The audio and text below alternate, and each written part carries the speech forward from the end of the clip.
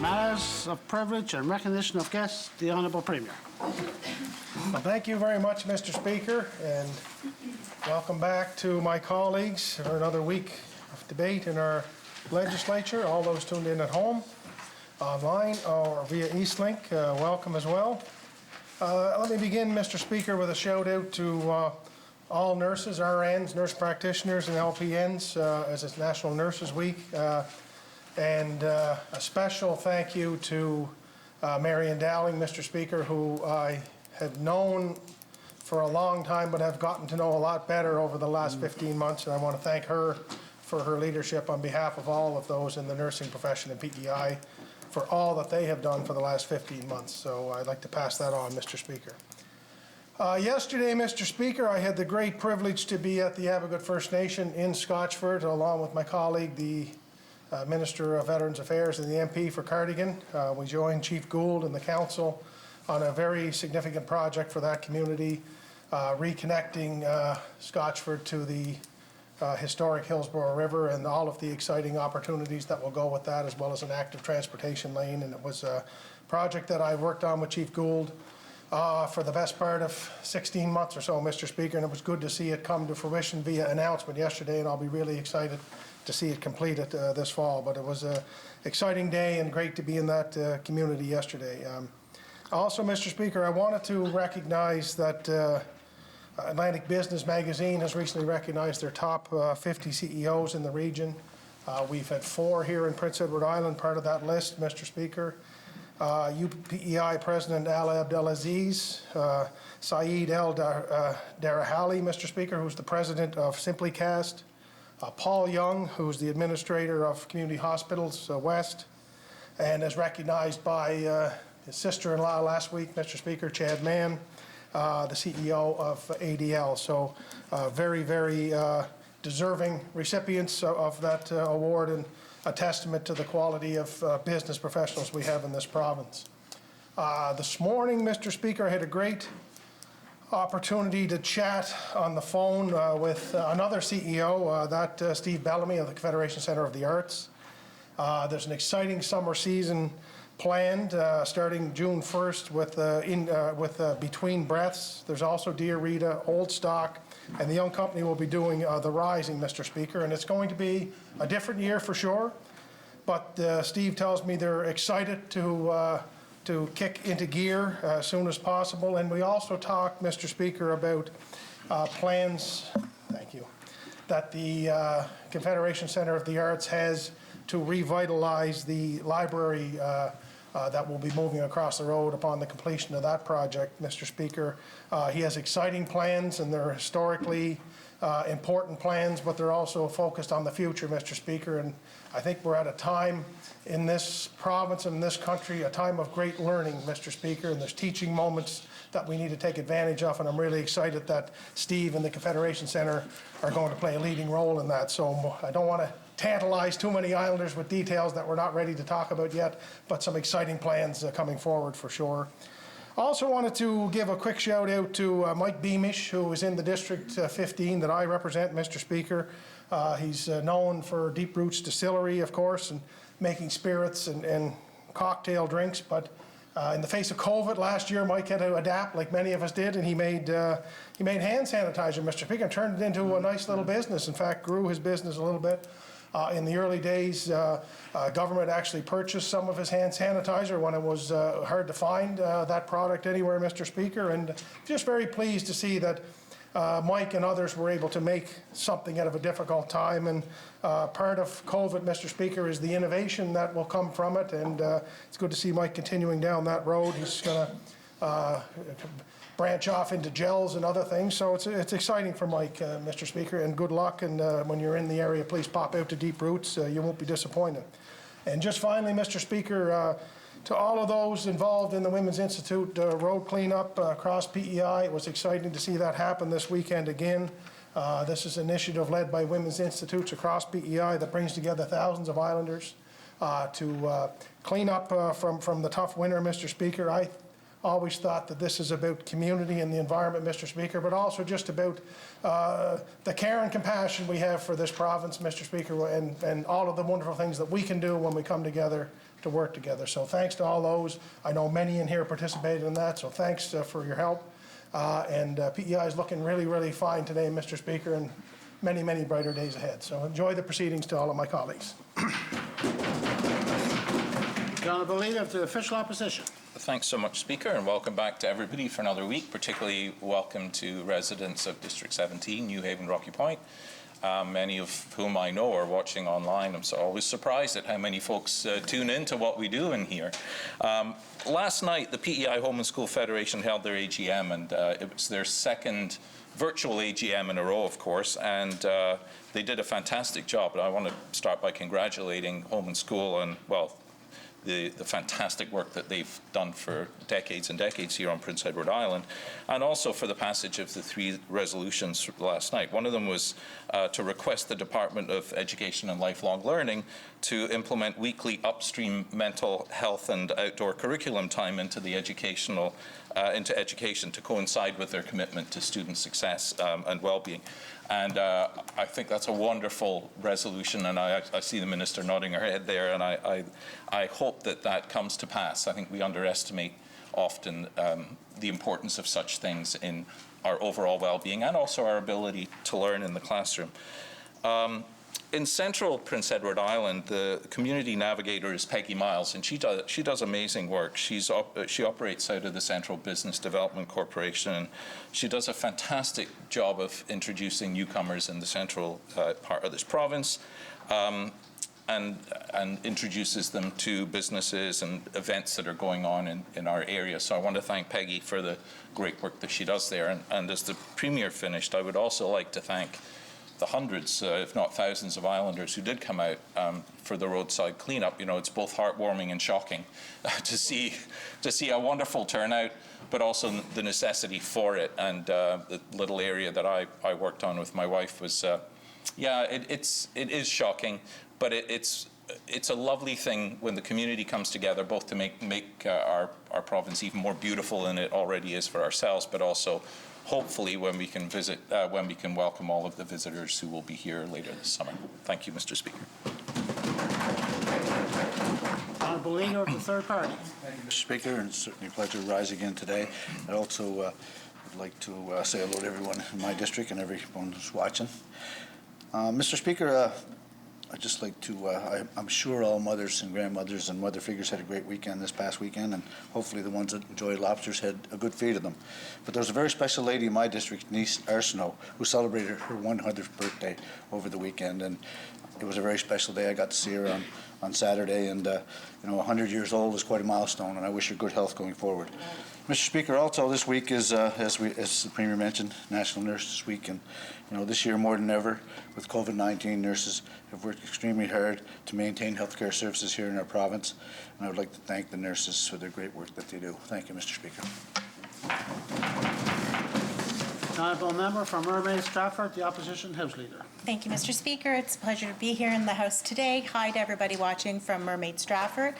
So, Mr. Speaker, we had some excitement here at the Coles building this morning. We had a fire alarm go off, and I just want to recognize the volunteer firefighters and everybody from the Charlottetown Fire Department who arrived and responded so quickly, as well as our staff here at the Legislative Assembly. I think it's important to always recognize that volunteer firefighters rush to a scene to help, and that there's an obligation for those that are in the building to recognize that to help them do their job, we also need to leave the building. And so that's for the protection of those volunteer firefighters to ensure that the building is empty. So I just want to recognize that they came immediately, and we're lucky to have them. And I just want to give a big shout out to all the volunteer firefighters across this province that work so diligently to keep us safe. Thank you, Mr. Speaker. The Honourable Minister of Education and Lifelong Learning, Minister responsible for the status of women. Thank you, Mr. Speaker. It's certainly a pleasure to rise on this beautiful Tuesday morning. I welcome back all my colleagues today, and greetings to all the good folks in District 9, Charlottetown, Hillsborough Park. Mr. Speaker, as the Leader of the Opposition noted, last night was the PEI Home and School Federation's AGM, and Mr. Speaker, I had the opportunity to attend and speak. And Mr. Speaker, it's really remarkable what these students, these teachers, these community members, what they've done over the past 65 years to move our education, to help move our education system forward. And Mr. Speaker, there were some really important resolutions brought forward last night, Mr. Speaker, and I know I'm really looking forward to working with the Home and School Federation, and I know my department as well on these resolutions. And also, Mr. Speaker, I'd like to take this opportunity to congratulate this year's recipients of the Golden Apple Awards. The Golden Apple Awards, they recognize the lasting contributions of our teachers on their school communities. And if you'll indulge me, I'd like to actually list their names because they certainly earned it, Mr. Speaker. This year's recipients are Anne Flood, she's with Elm Street Elementary School, Michele Beeman with Kensington Intermediate Senior High School, Dave Shellington with Birchwood Intermediate School, Donna Gillis at Charlottetown Rural High School, Mary Sullivan Young at Vernon River Consolidated, Chrissy McCauley with Surrey Regional, and Michelle Moore, and she was awarded for her contributions time at Summerside Intermediate. So to all those award recipients, congratulations, and thank you ever so much for everything you do. Thank you very much, Mr. Speaker. The honourable member from O'Leary, Inverness, third-party whip. Thank you, Mr. Speaker. And Mr. Speaker, as you know, many times we all have the opportunity to stand and speak in the legislature. And last week I gave a member statement on the O'Leary Farmers Co-op. And unfortunately, there was one name that I had omitted, or there wasn't, inadvertently wasn't sent to me, but there was one long-time employee from my district, a lady named Van Lockhart. She actually has served 34 years working at the O'Leary Farmers Co-op, and I apologize for missing out on her name, but I certainly want to acknowledge her years of service. And while the Minister of Education talked a little bit about awards, and the Premier mentioned about the PEI roadside cleanup, I too participated in the roadside cleanup. And I kind of do it a little differently on the couple of miles that I do on the Murray Road. So I kind of go down the ditch, I pick up the garbage and things that put in the, but if there's any recyclables, I tend to throw them up onto the side of the road and would come back and get them a little later on, so I wouldn't be carrying so much stuff. So for any of my constituents that figured that the MLA was really hard served by in wages or things of that nature, Mr. Speaker, that I was trying to do common good, Mr. Speaker, of cleaning up my community. But I was going to give the awards in my riding anyway to the beer can of choice that seems to get tossed out the most. So maybe the Minister responsible for the Liquor Control Commission. But this year's winner, once again, was Alpine, a product of Moosehead. It was followed by Coors Light, and third was Pepsi, and the fourth most popular was the energy drinks, Mr. Speaker. So it's just sort of interesting that those are the particular cans that seem to be consumed most on the Murray Road. But the one thing I will say on a positive note was that coffee cups were way down. So congratulations to Tim Hortons and Bacon Donuts that their products seem to be more recyclable, I guess, than maybe some of the others, Mr. Speaker. So thanks to all those that participate in the roadside cleanup in Prince Edward Island, Mr. Speaker. Did I miss anyone? Member statement. Charlottetown, Brighton. Thank you, Mr. Speaker. Early on in my political career, even before I was nominated, I was asked what I would do about health care if I was elected. My answer flew out of my mouth without too much thought. There are too many sick people. This drew laughter, but it was only later as an MLA that I found out it was actually true. We have too many sick people on PEI, expressed differently compared to other provinces. We are sicker than them. Statistics show that, for instance, incidents of diabetes, asthma, and obesity are higher here than elsewhere in Canada. This is not the kind of top spot we Islanders want to be in. Why not go for the top spot as the healthiest province of Canada? What would that take, I ask? I don't really know the answer, to be honest, but even though access to health care is a key element of our health, I suspect that we also need a healthier lifestyle. In fact, one of the island problems might well be that too many Islanders believe that a doctor can solve all their problems with a prescription. I don't believe that to be true. I know from personal experience that what I eat, what I drink, and my level of physical activities are absolutely essential to my health. Recently at the Health and Social Development Committee meeting, a kinesiologist made a presentation and we heard that almost any ailment was reduced significantly if the patient had a course of well-designed exercise, bypass, hip replacement, whatever, all improved just by simple daily exercises. I venture to say that exercise and good food are the two non-medical items to be improved here on PEI. To improve those two items is of course no easy task. To change our habits and customs are very difficult, but totally necessary. I can just look at myself. Definitely a challenge to get myself to walk more or eat and drink less. As MLAs, should we consider a treadmill in the break room instead of chocolate milk and snack bars? Somehow, we have to make it our common goals to do healthy things. What we need here on PEI is a collective decision to be the healthiest place in Canada. Of course, we also need to recognize the socioeconomic barriers to health. As MLAs, we must find ways to ensure that all islanders, no matter who they are, have access to and use healthy food and exercise. The way to make the change will no doubt need a whole arsenal of efforts, like education, systemic changes in the food we eat, taxes on things like sugary food and drinks, and more options for fun and healthy activities. But to even begin, we need to decide that our collective goals is to be healthy. And since we seem to be a community of sportsmen where everything is a game to win, be it hockey or nailing, let us make our provincial goal to be the healthiest in Canada. Thank you, Mr. Speaker, and honourable members. Take a walk.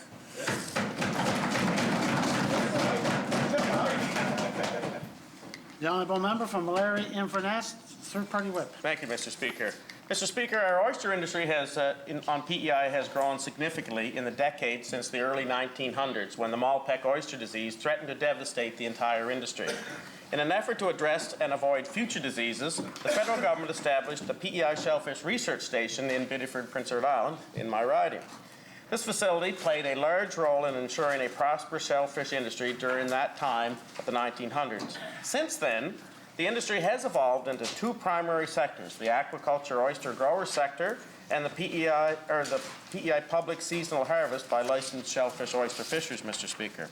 Mr. Speaker, there would be few commodities and industries in PEI that were as impacted by the COVID-19 pandemic as the oyster industry, specifically for the public seasonal harvesters. Typically, the largest buyers for this sector are white table restaurants in large cities, Mr. Speaker.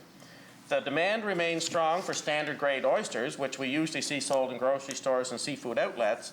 On the other hand, demand for choice grade oysters has plummeted, with oyster bars and white table restaurants seeing a decline in sales over the past year. Island oyster harvesters are looking forward to return to a more normal market with fewer restrictions facing North American food service establishments. I would encourage the industry, especially the wild oyster fishery, to develop and establish a marketing strategy to brand an environmentally sustained and harvested oyster that can be marketed and promoted by our oyster processors.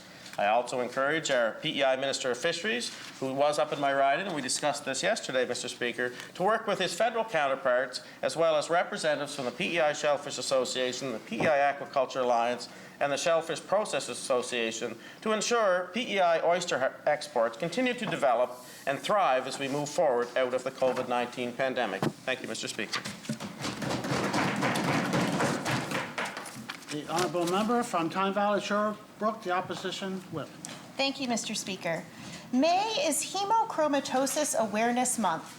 What is hemochromatosis, you may be asking? I know that is what I asked when Thelma Phillips first contacted me about this condition. Thelma reassured me that she was also unaware of this condition before being diagnosed with it herself 8 years ago. Hemochromatosis is the most common genetic disorder in Canada, affecting approximately 1 in 300 people of Northern European descent. People with hemochromatosis absorb and store too much iron from their diet. Iron is stored in organs and soft tissue, and over time, the iron overload can lead to permanent, debilitating damage, especially to the liver, heart, pancreas, and joints. Men typically develop the disease between 40 and 60 years of age, and women after menopause. The symptoms vary, but can include fatigue, joint pain, and abdominal pain. These symptoms are common for other conditions as well, so it can be difficult to diagnose this disorder. When left undiagnosed, the long-term damage can be serious. However, with early diagnosis, life with hemochromatosis is very normal, aside from blood work and phlebotomies, which is similar to giving blood. A simple blood test can detect iron overload, but it is not part of a standard blood test ordered in conjunction with the annual checkups that we all should be getting. Treatment for most people with hemochromatosis is by reducing blood iron levels through therapeutic phlebotomy. If diagnosed early, people with hemochromatosis can avoid long-term damage, and with regular treatment, this condition is very manageable. British Columbia was a leader in developing testing and management guidelines, and it would be a step in the right direction if Health PEI would consider developing similar guidelines and making them publicly accessible for PEI patients. Health Minister Doug Curry said in 2013 that he had asked Health PEI staff to look at this issue. However, whether or not these guidelines have been developed and implemented broadly on PEI has not been openly discussed by a health minister since. I look forward to an update on the progress that has been made to ensure early diagnosis and effective treatment for those with this disorder. Thank you, Mr. Speaker. Questions by members, starting with response to questions taken as noticed. The Honourable Minister of Agriculture, Land, Justice, Public Safety, and Attorney General. Thank you, Mr. Speaker. Mr. Speaker, the members from Charlottetown, Belvedere, and Stratford Mermaid asked a number of questions related to co-ops last week. Staff in the Department of Justice and Public Safety addressed the issues related to the Lower Montague Trailer Park Cooperative when it was brought to their attention last year. Mr. Speaker, as a further update, the co-op was dissolved and public notice was issued in the Royal Gazette April 24th, 2021. This is because they did not file annual statements for several years. I would also add, Mr. Speaker, that if the island co-ops have questions, I encourage them to reach out to staff by phone or email. The member from Stratford Mermaid also asked Mr. Speaker about evictions and appeals. As the member knows, Mr. Speaker, the Minister of Justice and Public Safety and the Attorney General does not have the authority over legal administrative process of evictions and appeals. Thank you, Mr. Speaker. And no one else? For a first question, I'll call on the official opposition, the Honourable Leader of the official opposition. Thank you so much, Speaker. It really does feel like we're approaching the beginning of the end of the COVID-19 pandemic. And if we keep our guard up and we don't make any mistakes, Prince Edward Island could weather this entire episode almost completely unscathed. And that would be something to be collectively enormously proud of, but we're not there yet. Question to the Premier. What sorts of mistakes do you see as the greatest threats to PEI slipping up? And what is government doing to get us all through these last few months of potential peril? Honourable Premier. Well, I thank the Honourable Leader of the Opposition for the question, and part of the preamble is true, Mr. Speaker. We've done a great job here. Although I don't know if we're through it unscathed. I think it's had an impact on everybody, Mr. Speaker, in one way, shape, or form. But certainly from a health perspective, we've done extremely well. I think I would continue to be wary of COVID fatigue, Mr. Speaker, within those of us here and those who are traveling to and from here. I know the protocols and safety measures are challenging and they're disruptive, and they have made us do things that we haven't normally done. So I would wholeheartedly agree that not dropping the ball at this point, to use the sports analogy, which I often do, let's not spike the ball on the 2-yard line here, Mr. Speaker. Let's run it over the line. But I think just continue to keep your guard down, get vaccinated, continue to practice the health protocols, and follow the advice, Mr. Speaker. I think we can see the end of the tunnel, and let's get there safely and be jubilant when we do. Thank you, Mr. Speaker. Honourable Leader of the official opposition. Thanks, Speaker. I have a friend who's really careful about following all the rules, and in many respects, she's a model citizen. And they were actually at one of the recently announced exposure sites, but not on the day initially reported. So They went about their regular life safe in the knowledge that they had not been exposed and that they posed no risk to the community at large. But when the date was later amended, that person was put squarely right in the middle of the time of exposure. On Friday, Home Hardware had a message on Facebook asking for clarification from the province on whether the exposure was on Wednesday or Thursday, as Home Hardware was initially told that Wednesday was when it happened, but the public notice from the government said Thursday. It was Monday before the province issued a correction to the Premier. Why did it take 2.5 days to make that correction, thus putting our community at what was an entirely avoidable risk? Honourable Premier. Mr. Speaker, I'm not aware of the particular details in this case, but I will get some more information from Dr. Morrison and share it with the member in this House. I think through the contact tracing efforts that we do, we try to do this in real time. We try to collect as much information as we can in real time. And I think anyone in here, Mr. Speaker, if they were asked to tell us where you've been for the last 72 hours exactly, you might need a little bit of time and you might be a little cloudy on some of that stuff. So perhaps that's part of the reason why this changed. As to the whole discussion around why it's taken so much time, I'll need to get back to the honourable member with that, Mr. Speaker, but I do know the people in public health and all of those who are part of our effort for COVID are working 16, 18 hours a day, and they're trying to do this as quickly as possible, and they're the first to admit that they haven't batted 1,000, Mr. Speaker, but I think our batting average is pretty strong here in this province, and but I'll get more information for the member and share it with this House. The Honourable Leader of the Official Opposition. Thanks, Speaker, and I absolutely agree, Premier. Our Public Health Office has done an extraordinary job, and all of the other people who've contributed to keeping us safe over the last year and a bit. But I don't think the confusion lay here with an individual uncertain about when they'd been at Home Hardware. I think the confusion lay in a conflict between the message that government gave to Home Hardware and then later the announcement that went out publicly. And Dr. Morrison has said that we are one bad decision away from a situation like we see in Nova Scotia.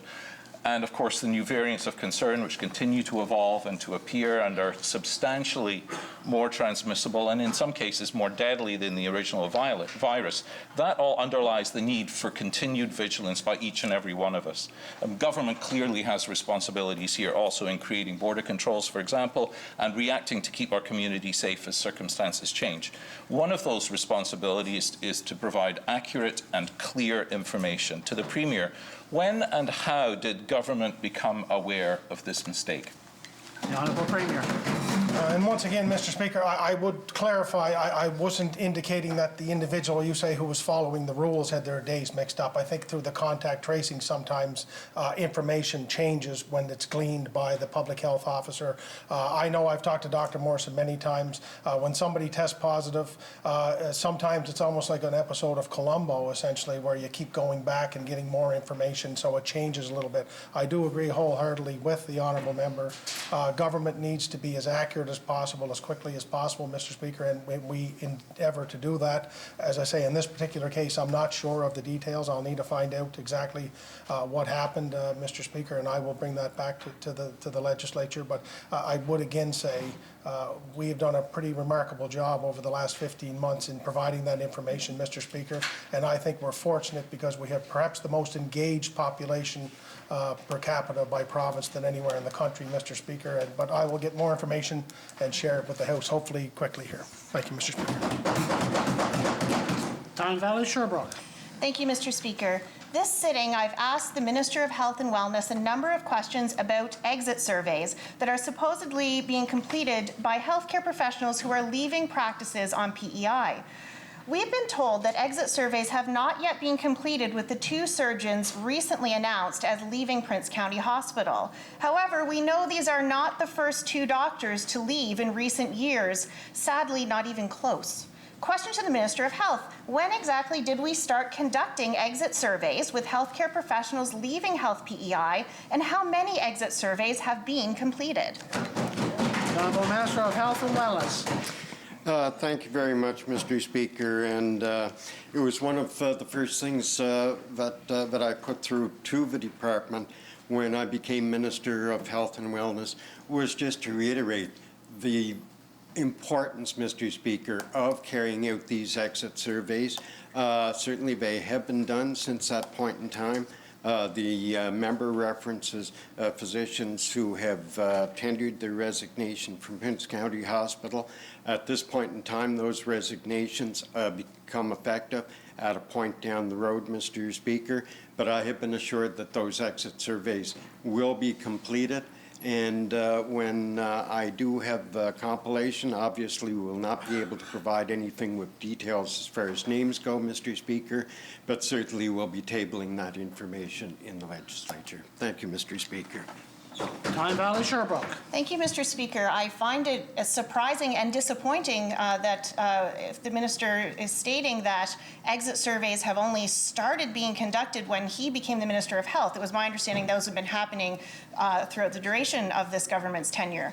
That is surprising to hear. Considering that the retention of PEI healthcare professionals is a top priority for this minister, I'm sure he'll be able to answer a few more very simple questions about the information being gathered.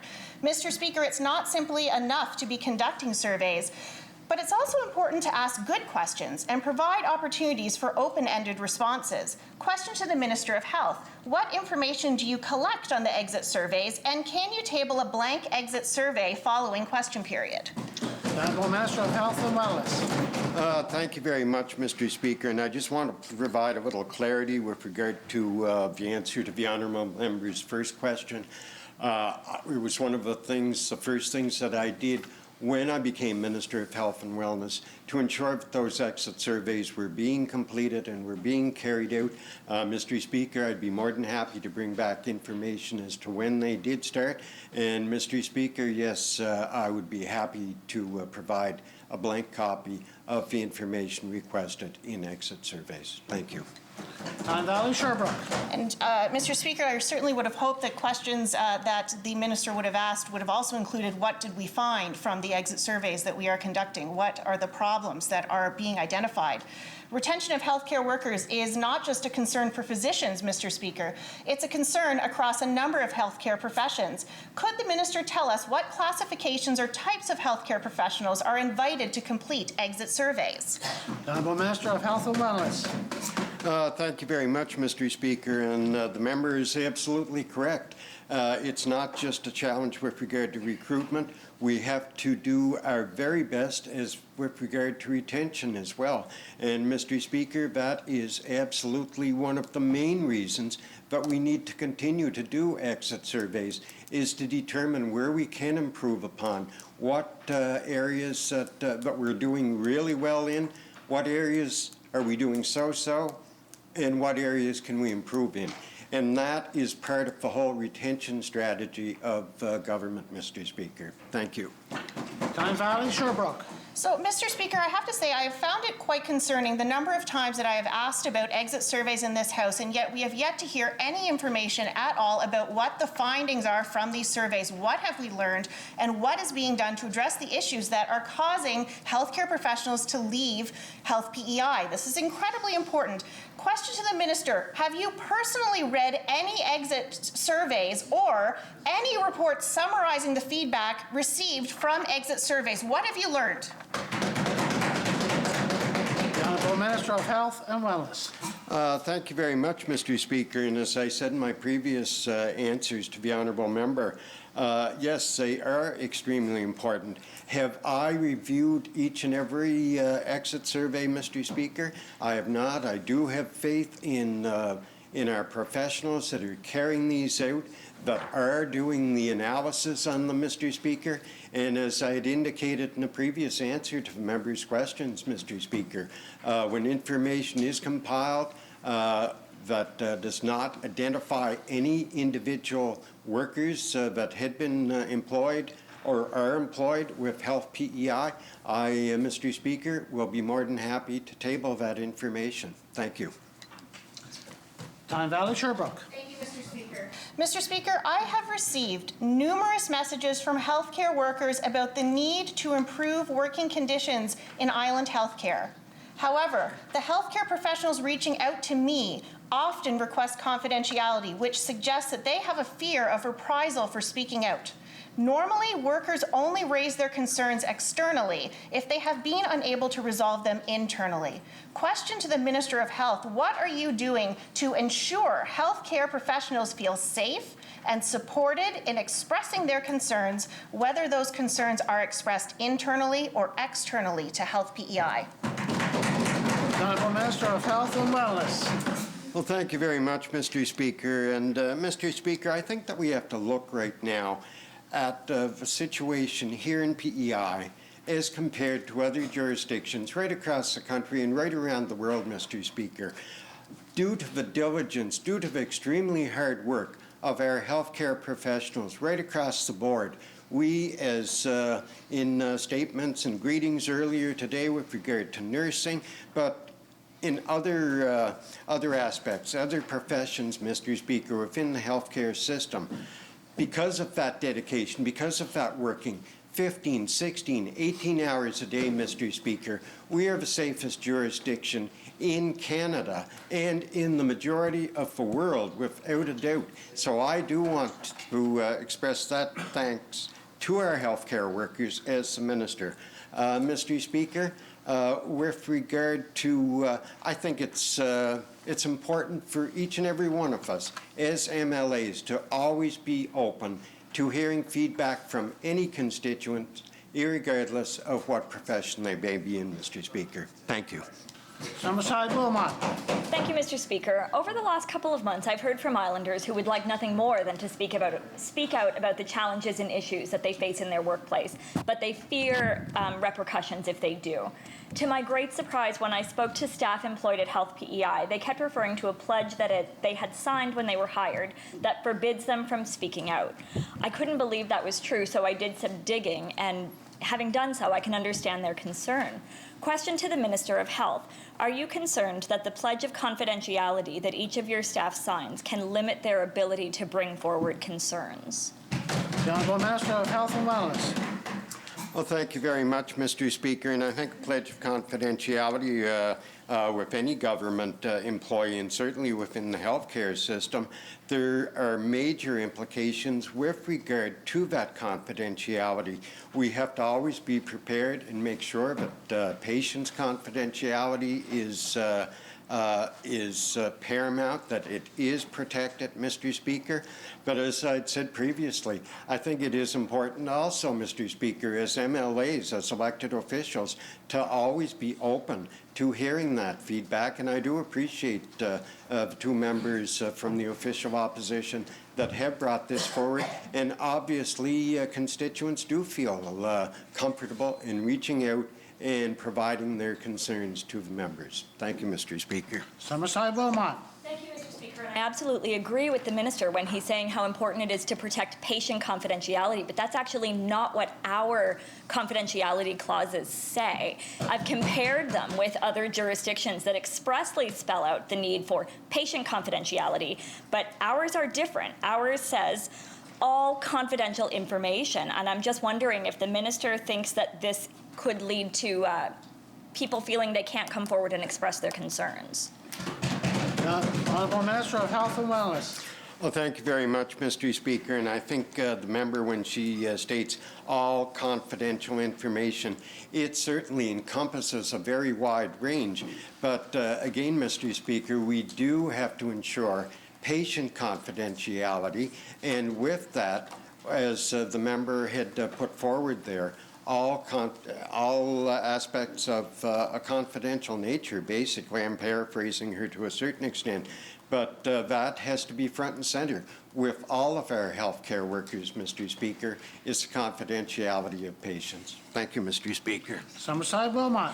Mr. Speaker, my concern here is that when the language is so broad that we're talking all confidential information, you can understand why a healthcare worker would feel that if they come forward and express a concern, there is a possibility that they will face repercussions from their employee.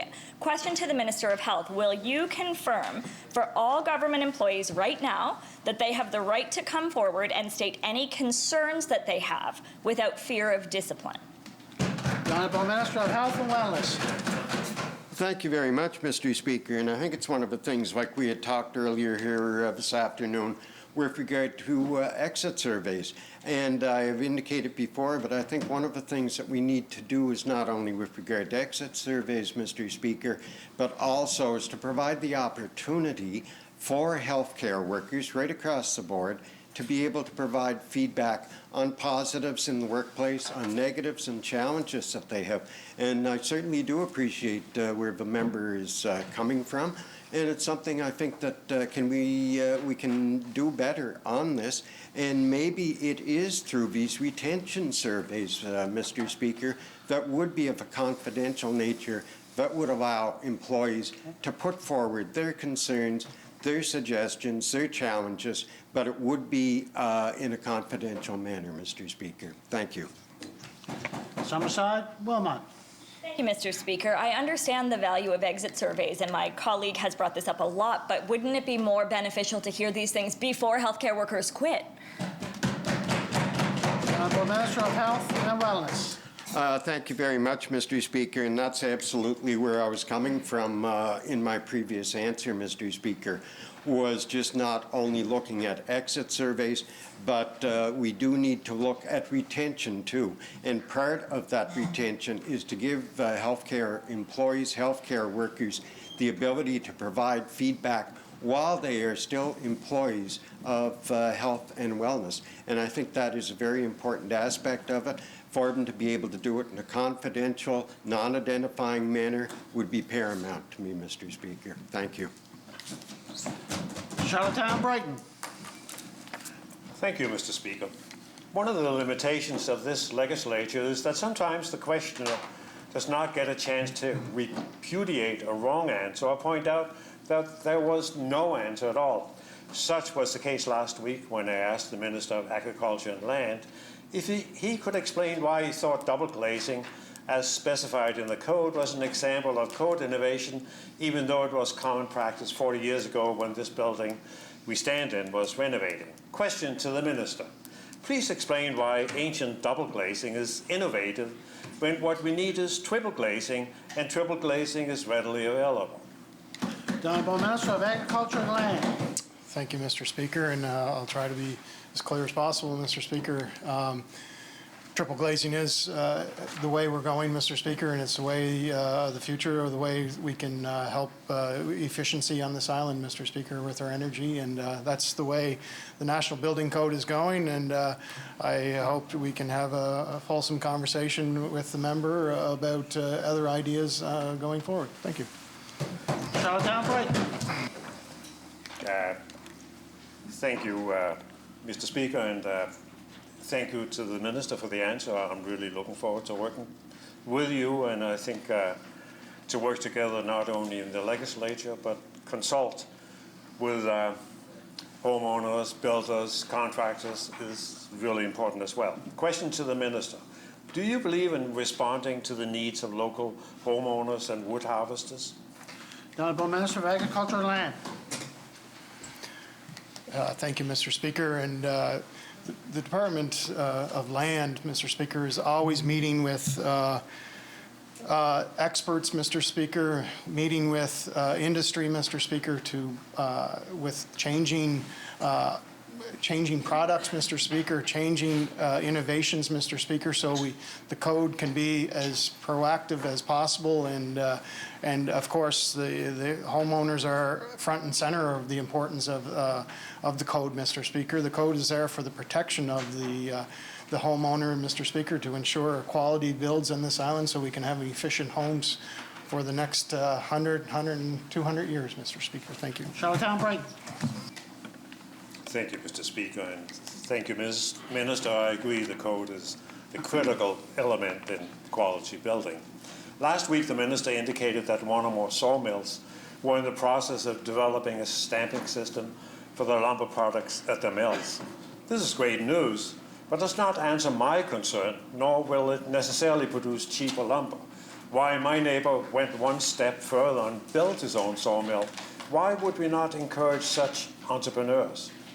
So question to the Minister. How can rural homeowners with their own standing woods harvest their trees for lumber using the small portable sawmills now available? Thank you, Mr. Speaker.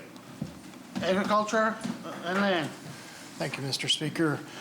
Well, I know for a fact, Mr. Speaker, I live myself in a house that was built in 1865, Mr. Speaker, and there's a lot of unstamped lumber in that house, Mr. Speaker.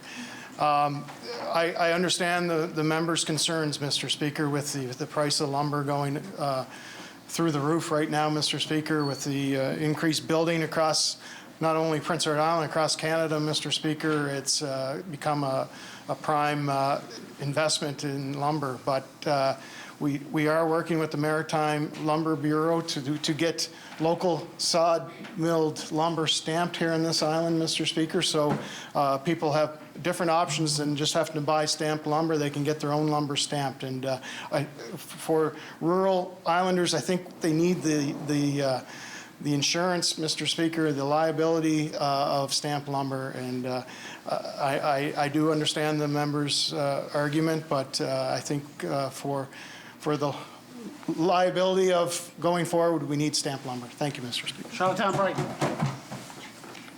Thank you, Mr. Speaker.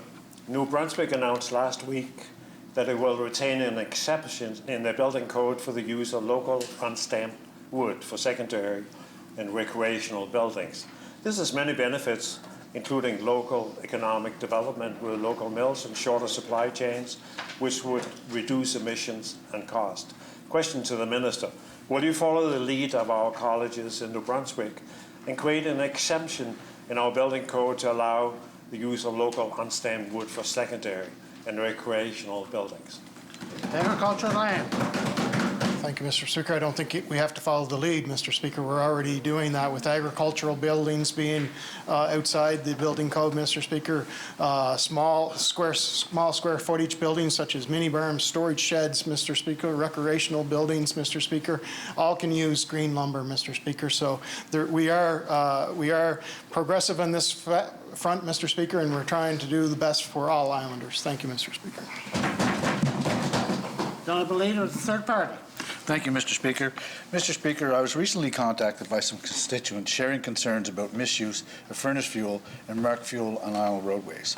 Furnace fuel is sold at a lower rate with reduced tax because it is primarily designed to heat homes and buildings. This form of fuel, when burnt consistently in vehicles, can harm our environment.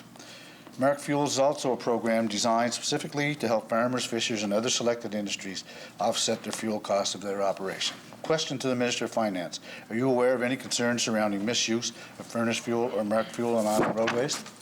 The Honourable Minister of Finance, Deputy Premier. Thank you, Mr. Speaker, and thank you for the question. Excuse me. Our department hasn't received any inquiries or concerns lately that I'm aware of, and I get all the emails. So, Honourable Member, it's something we've discussed here in the House. We want to do what we can for farmers. We'll continue to do that, Honourable Member, and we are working on that legislation and bringing it forward. So, if you have any complaints, then please forward them on to me. Thank you, Mr. Speaker. The Honourable Leader of the Third Party. Thank you, Mr. Speaker. Mr. Speaker, these individuals who raise these issues with me believe there are widespread cases of abuse occurring, where fuel is not being used for its intended purpose, which is likely a result of the increasing cost of regular fuel. Government has sought to address this issue primarily by hiring a fuel inspector tasked with traveling island roadways and conducting tests of fuel where and when they feel necessary. However, as with other professions like conservation officers, this individual has been assigned to COVID-19 enforcement efforts instead of their regular duties. Question to the Minister of Finance: can you confirm that the individual hired as a provincial fuel inspector is now primarily assigned to COVID-19 enforcement efforts? The Honourable Minister of Finance, Deputy Premier. Thank you, Honourable Member, and I know I can't confirm that. The COVID-19 is not something that's through my department, but as far as the marked fuel, we are working on the legislation, and we will have officers, highway safety officers, what I'm understanding, that will be trained in dipping tanks. So if there is concern and question, they have the ability to do that. Thank you, Mr. Speaker. The Honourable Leader of the Third Party, your second supplementary. Thank you, Mr. Speaker. Just a week ago, we heard Wade McKinnon, PEI's manager of investigation and enforcement, speaking on Compass about the increase in COVID-19 enforcement measures by conservation officers. He indicated that officers are now spending 70% of their time enforcing public health measures, a necessary job, but not the job conservation officers were initially hired to do. While he did not explicitly call for additional staff, he certainly indicated more help would not be refused. Question to the Minister of Finance. Will your government consider hiring more individuals to conduct public health enforcement, freeing up provincial employees to do the jobs they were originally hired to do? Honourable Minister of Finance, Deputy Premier. Thank you very much, Mr. Speaker and honourable member. Through COVID, it's been all hands on deck. People have been redeployed from different departments, and we want to ensure, all employees that we're there for them. And if we do need, greater staff to incorporate and include the dipping of tanks to ensure that Islanders are complying to the rules, that's more than something we can look at. And throughout COVID, we've deployed a number of new people to help with all the concerns that we have here as in this province. Thank you, Mr. Speaker. O'Leary Inverness. Thank you, Mr. Speaker. Mr. Speaker, like many Islanders, I was disappointed last week by the sudden decision to divert emergency surgeries away from the Prince County Hospital. In fact, the decision was so secret that even the Minister himself was unaware of it.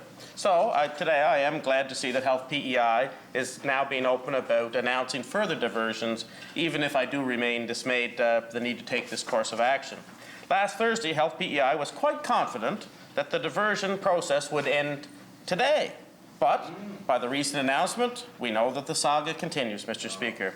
Today, we even hear another health service to PEI in neurology has been discontinued, where currently there's a 2-year wait list for island patients. Question to the Minister of Health. How confident are you that this trend of services changing daily will not be a consistent pattern going forward? The Honourable Minister of Health and Wellness. Well, thank you very much, Mr. Speaker. And I think as everybody in this legislature, everybody in this province knows, we are in a worldwide pandemic.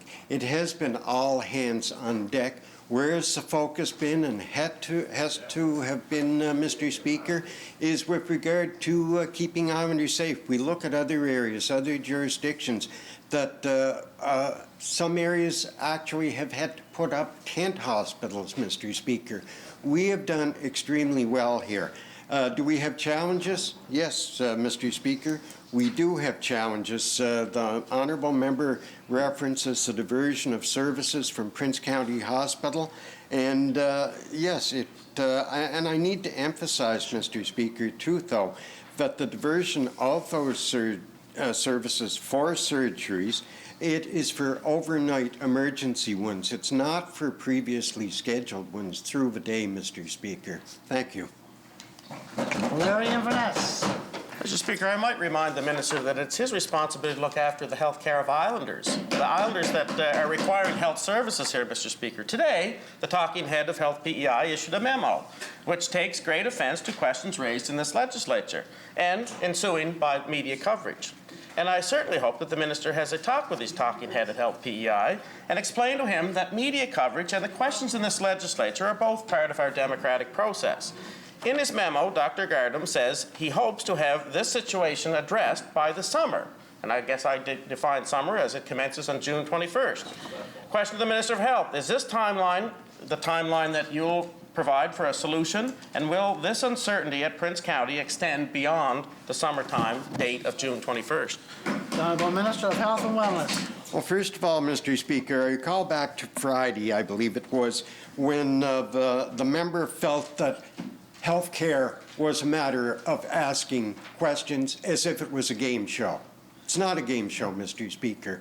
Now, for the second time, in my recollection, there could have been previous ones that the member refers to our very qualified, our very dedicated staff within health and wellness and within Health PEI as talking heads.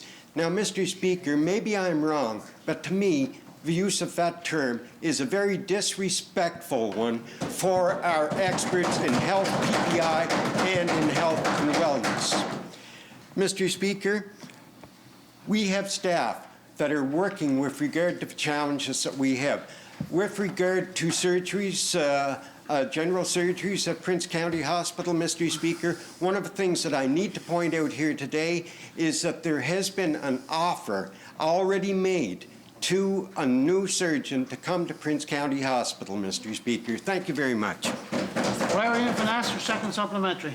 That's great news, Mr. Speaker, that there is an offer to be made. Let's hope somebody signs it and let's start to see the results. Because like I say, we don't want to be playing a game here, Mr. Speaker. We don't want to be playing games with Islanders' health. You're playing roulette with Islanders' health care, Mr. Speaker, that require this. Dr. Gardner also says that this type of surgical diversion is quite common. That it happens almost frequently in rural areas of Canada all the time. Question to the Minister of Health. Have you consulted with other health departments across the country regarding this response? And can you provide some examples of provinces that divert emergency surgeries from half of their provincial referral hospitals? And maybe there you can get some solutions on how to remedy this situation, Mr. Speaker. The Honourable Minister of Health and Wellness. Well, Mr. Speaker, I'm very happy to hear two comments in that preamble from the member. First of all, that it's not a game. It appeared last week that he felt it was a game, and then he changed from talking heads to giving the due recognition and the qualifications of our interim CEO at Health PEI as Dr. Gardner. And I do appreciate that because they need respect, Mr. Speaker, absolute respect. With regard to looking at other jurisdictions, right across the board, we're making contact. Our experts, our professionals, our recruiters are making contact with different jurisdictions right across the province, or right across the country, I'm sorry, Mr. Speaker, in the attempt to stabilize services, but also in the attempt to make sure that we are continuously front and center with regard to recruitment, Mr. Speaker. Thank you. Charlottetown, West Riley. Thank you, Mr. Speaker. It's been 340 days since the historic Black Lives Matter march in Charlottetown on June 5th, 2020. This march saw close to 10,000 Islanders participate from all across Prince Edward Island and was led by leaders of the Black community. On June 12th, a petition was tabled in this House on behalf of the Black Culture Society and thousands of Islanders calling for a review of government policies and legislation focusing on education, healthcare, well-being, and job security. At the time, the Premier committed to the review, saying government needed to do better. Question to the Premier, what has your government done over the last year to review policies and legislation with a racially focused lens? The Honourable Premier. Mr. Speaker, it is something that we take very seriously, and it's something that has been ongoing since that time, Mr. Speaker. We have been working with members of the Black Cultural Society and others, Mr. Speaker, to make sure that we're doing this properly. We've given them resources to make sure that we know what they want and what we're able to deliver, Mr. Speaker. It's been a great collaboration henceforth, Mr. Speaker, and I think we're on the right track with our planning, Mr. Speaker, and when that is complete, I will be very happy to share it with all Islanders and members of this legislature. Charlottetown, West Riley. I've previously spoken in this House about racism and how it impacts people, communities, and our ability to grow together inclusively. Our Chief Public Health Officer has declared racism a public health issue. While commitments have been made and an off-island group was hired to conduct some consulting, there's been very little concrete action taken so far. The Department of Economic Growth and Tourism and Culture and the Department of Education have each taken some steps, but much more still needs to be done. Question to the Premier. If you are serious about addressing racism in this province, why have you not approved the implementation of an anti-racism table that has been requested numerous times by the BIPOC community? Well, Mr. Speaker, I do think we're making progress, but I would be quite honest and open with the honourable member that it's probably slower than what anyone would hope, Mr. Speaker, but in spite of that, I think we're making very positive steps.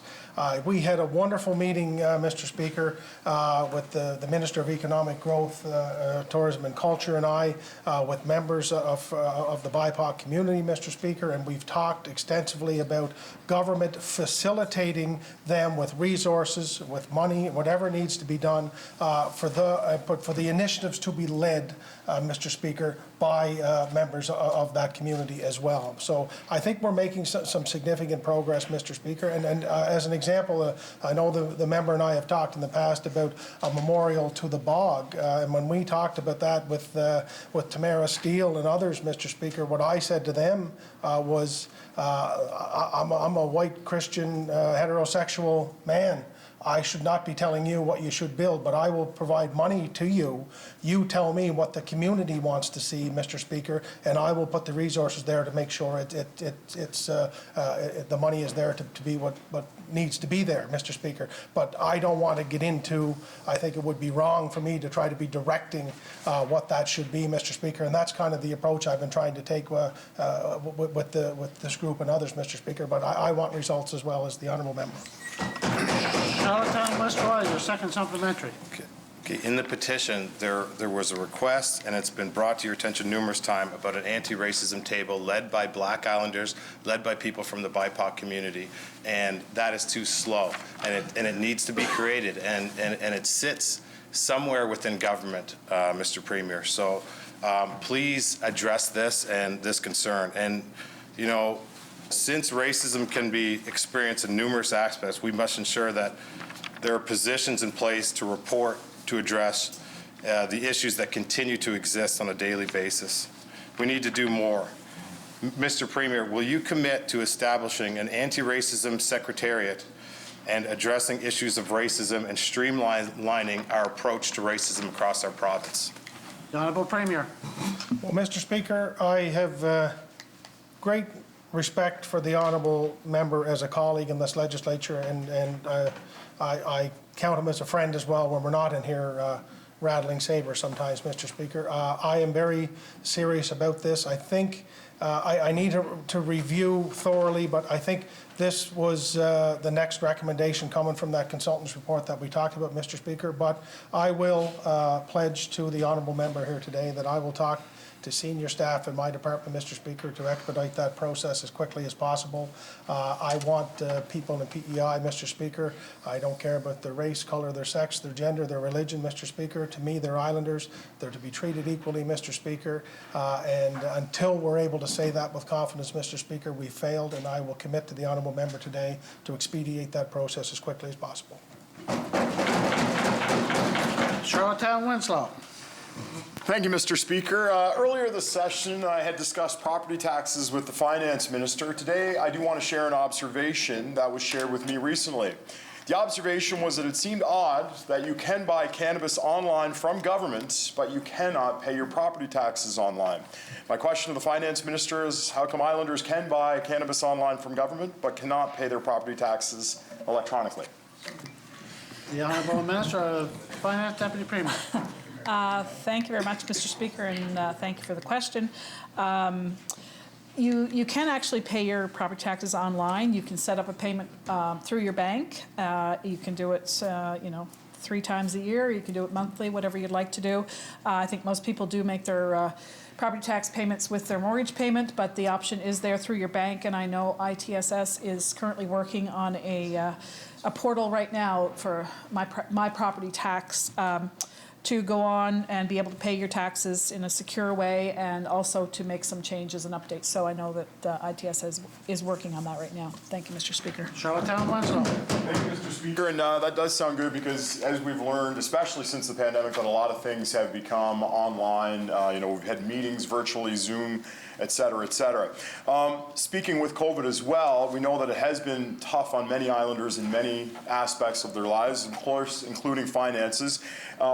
I know that your department did make some changes to make it more beneficial for Islanders during property tax season, but as we're starting to see our new property tax bills come forward now, my question to the same minister is, where are we with last year's property tax payments? The Honourable Minister of Finance, Deputy Premier. Thank you, Mr. Speaker, and thank you for the question. As we all know, normally all of your property taxes would be paid for the year by the end of November. That was extended till the end of December. But as of March 31st of this year, I believe 91% of Islanders have paid the property taxes, and that compared to 2020 would have been 92%. So we're within 1% of people in arrears as to the previous COVID. Thank you, Mr. Speaker. Charlottetown Winslow, your second supplementary. Thank you, Mr. Speaker. I brought this issue before the House as well, and 3 separate conversations that I had yesterday included, in my district specifically, was house prices. and the escalation of how quickly they've risen, how quickly they're selling, and for the prices that they are selling for. My question, going back to the same minister, is with these perceived and in many cases implemented higher prices for homes, will Islanders, when they receive their property tax bill, see a huge increase in their assessments and maybe thus seeing a bigger increase in their actual property taxes? The Honourable Minister of Finance, Deputy Premier. Thank you for the question, Honourable Member. The increases to property taxes are tied to the Consumer Price Index. So there is a credit, I believe it's called the Owner-Occupied Residential Credit. So anyone who is actually living in their house, the credit is tied to the Consumer Price Index, and the Consumer Price Index for 2020 was 0%, so there will be no increases for those Islanders. For anyone who does not qualify for the owner-occupied credit, they would be subject to increase in prices for houses, and I believe it's been up to 10% for 2020. So we know that there has been an increase, but it does not affect the increase in property taxes would not be affected for island occupied homes. Thank you. Charlottetown Belvedere. Mr. Speaker, the original launch of the Women's Wellness Programme in 2017 was for a community-based service that Islanders of all genders, orientations and ages could access without referral wherever they were in PEI. Now, the website states sexual health after-hours walk-in clinics, as well as visits in Surrey, O'Leary and Alberton, are cancelled until further notice. This means that services are only available in Summerside and Charlottetown. Question for the Minister of Health and Wellness. If women's and sexual health services are not available in rural PEI or out of hours, how is this government providing fair and equitable access to services for Islanders? The Honourable Minister of Health and Wellness. Well, thank you very much, Mr. Speaker, and I think I have to go back to a couple of the points that were raised previously here this afternoon, Mr. Speaker, that have services as a result of COVID been impacted, that we had to divert certain personnel for a variety of reasons to ensure that Islanders overall during this pandemic, and certainly as we move through the third wave of the pandemic, we see that Prince Edward Island has fared out extremely well, Mr. Speaker. But yes, it has created certainly some challenges within the healthcare system, as it has right across government, Mr. Speaker. Thank you. Charlottetown Belvedere, final question. Thank you, Mr. Speaker. This is not a new problem, and it's not a problem related to the pandemic. My colleagues have previously asked about the limited OBGYN services available for island women that have been ongoing for months, if not years. I've been hearing from island women sharing their frustrations getting timely gynecological health services. One woman needs an immediate medical treatment that can only be provided by an OBGYN, but her doctor's request for a referral has been denied. There is just no capacity for her to be taken on as a patient. Her request to be referred off island has also been denied. She has no other options, Mr. Speaker. Question for the Minister of Health. If women's health is truly a priority for you and your department, why is it so difficult for women to get referrals for the medical treatment that they need? Honourable Minister of Health and Wellness. Thank you very much, Mr. Speaker, and this is certainly something I do agree with the honourable member with regard to the concerns that she's brought forward here, that there are some services that are absolutely essential, absolutely necessary, and require follow-up, Mr. Speaker. And I guess certainly we have to look across the whole spectrum. But with regard to this particular case, Mr. Speaker, I would be more than happy to have a conversation with the member subsequent two-question period here and look into it further, Mr. Speaker, on behalf of her constituent. Thank you. End of question period. Statements by ministers. Transportation infrastructure. Well, thank you, Mr. Speaker. Mr. Speaker, yesterday the Premier and I had the pleasure of joining Federal Minister Lawrence McNeilly and Abgoot First Nation Chief Roderick Gould Jr. to announce support for active transportation and social infrastructure for the Abgoot First Nation community. The federal government is investing $4.4 million to support the design of a new multi-use facility in Scotchford and the implementation of the Abequate Connects project, which will build active transportation infrastructure to connect the First Nation community to the Hillsborough River and the Confederation Trail. This project includes direct access to the waterfront and a system of multi-use trails throughout the community. Mr. Speaker, this will provide the community with new opportunities to remain active and reconnect residents with the Hillsborough River, which was an essential transportation route and food source for past generations. Our provincial government is providing approximately 15 acres of land on the south side of Route 2 to the Abequate First Nation. This land conveyance will support the Abequate Connects project and the community's plan for future development. By working together, the province, the federal government, and our First Nation community, we are providing a link to the culture and traditions of the past while paving the way for future economic growth and development. Our island is enriched by the many contributions the Mi'kmaq have made to this province. We are grateful for the opportunities to work alongside and to build a bright future for Indigenous and non-Indigenous Islanders. Thank you, Mr. Speaker. The Honourable Leader of the Official Opposition. Thanks so much, Speaker. I want to thank the Minister for the announcement. I heard the interview with Chief Junior Gold this morning, and he spoke so eloquently and passionately about how important this is to the Abequate Band and to the Indigenous community in general. And you know, we've taken so much away from the Indigenous people of Abequate, but what has endured against all odds for such a long time is that connection that they have with the land, and how they want to teach us, and we need to listen to them about how we need to reconnect with Mother Earth. And in this instance, we're talking quite literally about a severing of that connection, a large highway built between the reserve and their traditional hunting and transportation grounds, the Hillsborough River. And we're just starting to recognize all of the harms that we have done over the years.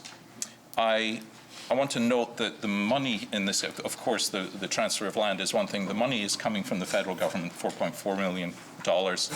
And it's a substantial project, and I look forward to seeing that come to fruition. And the transfer of this land is, we're giving it back to the original owners is what we're doing here.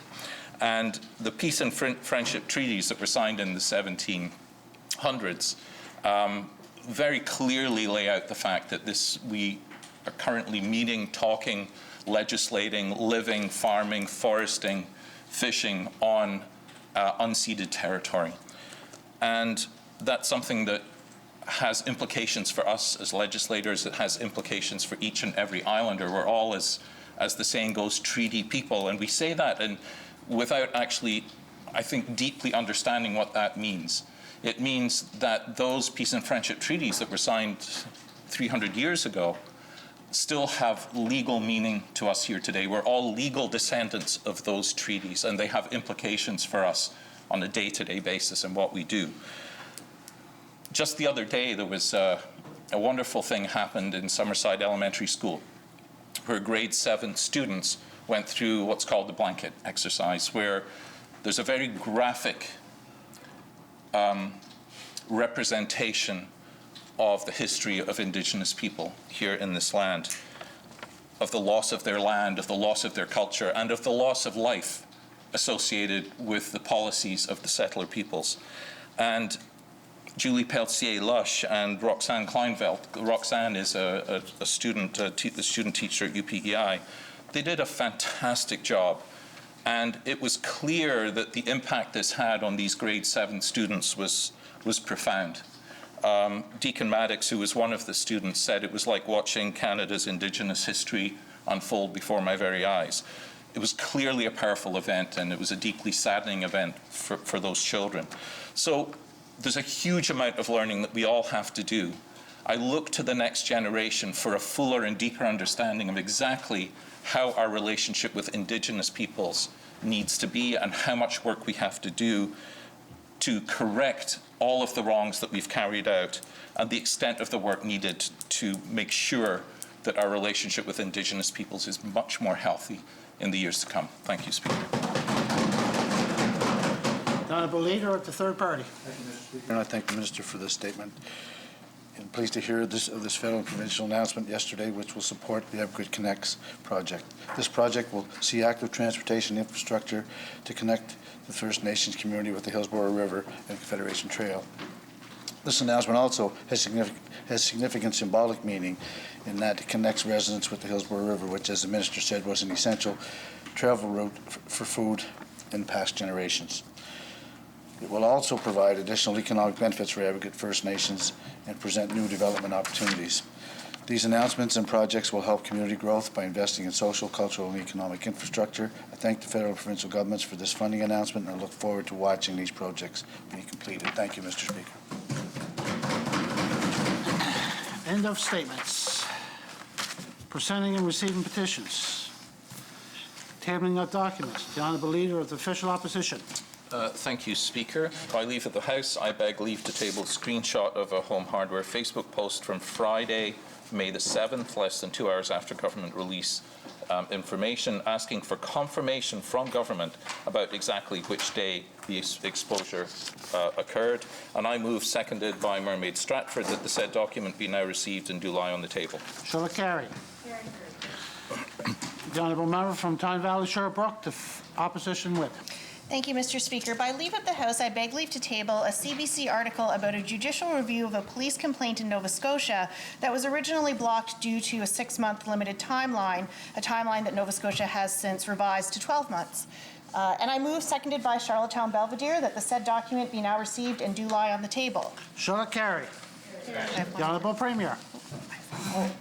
Speaker, by leave of the House, I beg leave to table correspondence between myself and Prime Minister Trudeau regarding basic income guarantee in response to a question to the Minister of Finance by, I can't think of which member from the third party asked the question, but the Minister was asked to table, and since it's my correspondence, Mr. Speaker, I'll gladly table it here, moved, seconded by the Honourable Minister of Energy, Climate Action, that the said document be now received and do lie on the table. Shall it carry? The Honourable Member from Tyne Valley Sherbrooke, the Opposition Whip. Mr. Speaker, by leave of the House, I beg leave to table a CBC article from 2018 where the then new Police Commissioner for PEI highlighted the need for increased flexibility on the timeline for police complaints for PEI. And I move, seconded by Charlottetown Belvedere, that the said document be now received and do lie on the table. Shall it carry? The Honourable Member from Malaria Inverness, third party Whip. Mr. Speaker, by leave of this House, I beg to table a message from Dr. Michael Gardam on Prince County surgeries and to the media. And I move, seconded by the member from Charlottetown West Royalty, that the said document be now received and do lie on the table. Shall it carry? I miss anyone? Introduction of the government bills. Government motions. Orders of the day. Government. The Honourable Minister of Finance, Deputy Premier. Thank you, Mr. Speaker. Mr. Speaker, I move, seconded by the Honourable Premier, that the first order of the day be now read. Shall it carry? Order number 1, consideration of the estimates in committee. The Honourable Minister of Finance, Deputy Premier. Thank you, Mr. Speaker. I move, seconded by the Honourable Premier, that this House do now resolve itself into committee of the whole House to take into consideration grant of supply to Her Majesty. Shall it carry? The Honourable Member from Tignish Palmer Road, Deputy Speaker, Chair of the Committee of the whole House, please.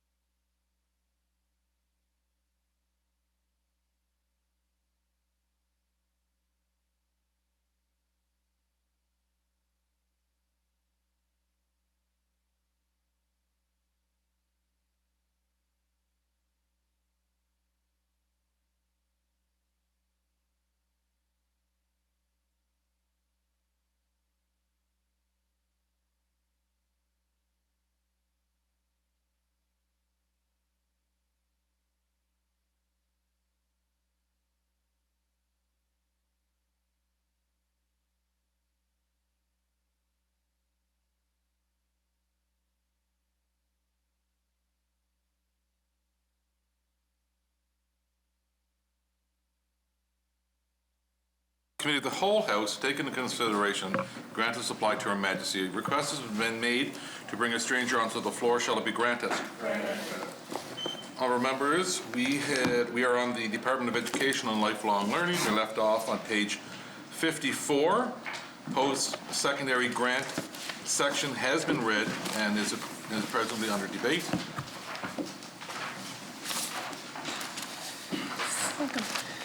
Good afternoon. Would you please state your name, position, and banking information for answer, please? Chris DeRoche, Director of Finance, Education, Lifelong Learning. Thank you very much, and welcome, Chris. The floor is now open for questions. Tyne Valley, Sherbrooke. Thank you, Chair. So there was mention of government working with the UPEI Faculty of Nursing to increase the number of seats in the UPEI nursing program. Is there any additional funding in this section for that initiative? Or in any section, I guess. I think it would be here. Not within our department. Tyne Valley, Sherbrooke. Oh, okay. So I believe when I asked about this under health, there was indicated that it might be under education. So there's no. No? Okay. The only one we hold is the Sherbrooke Medical School.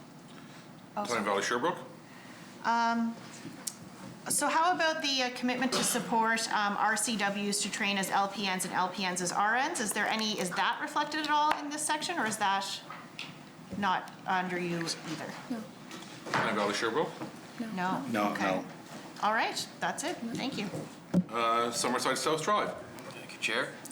There are many islanders that work in the fossil fuel industry, and PEI itself is on a course for net zero greenhouse gas emissions, and many other jurisdictions are on the same or similar course.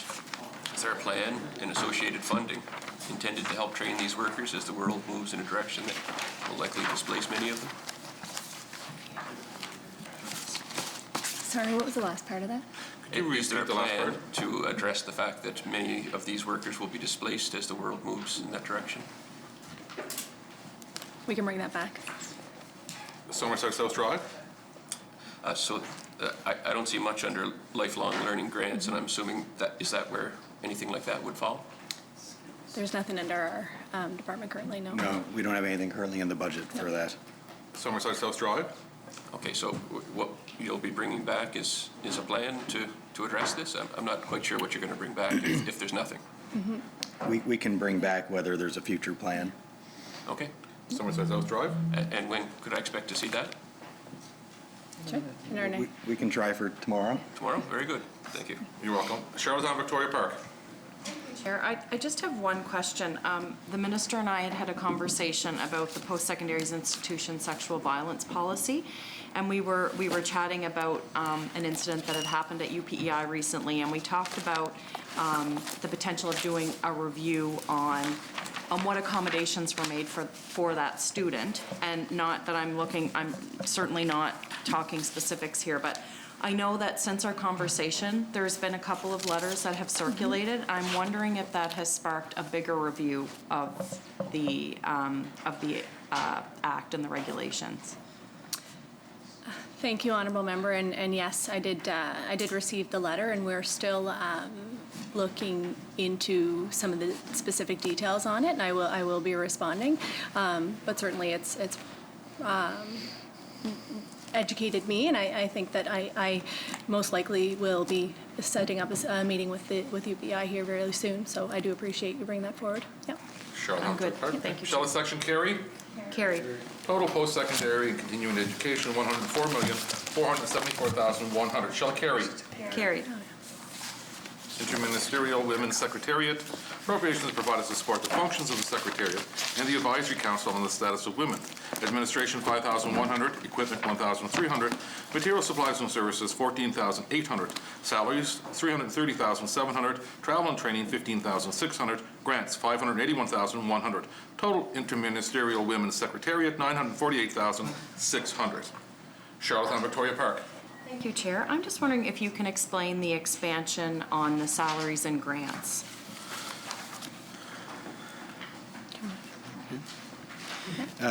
Yes, we added a gender and diversity policy analyst position, and there would also be collective agreement increases.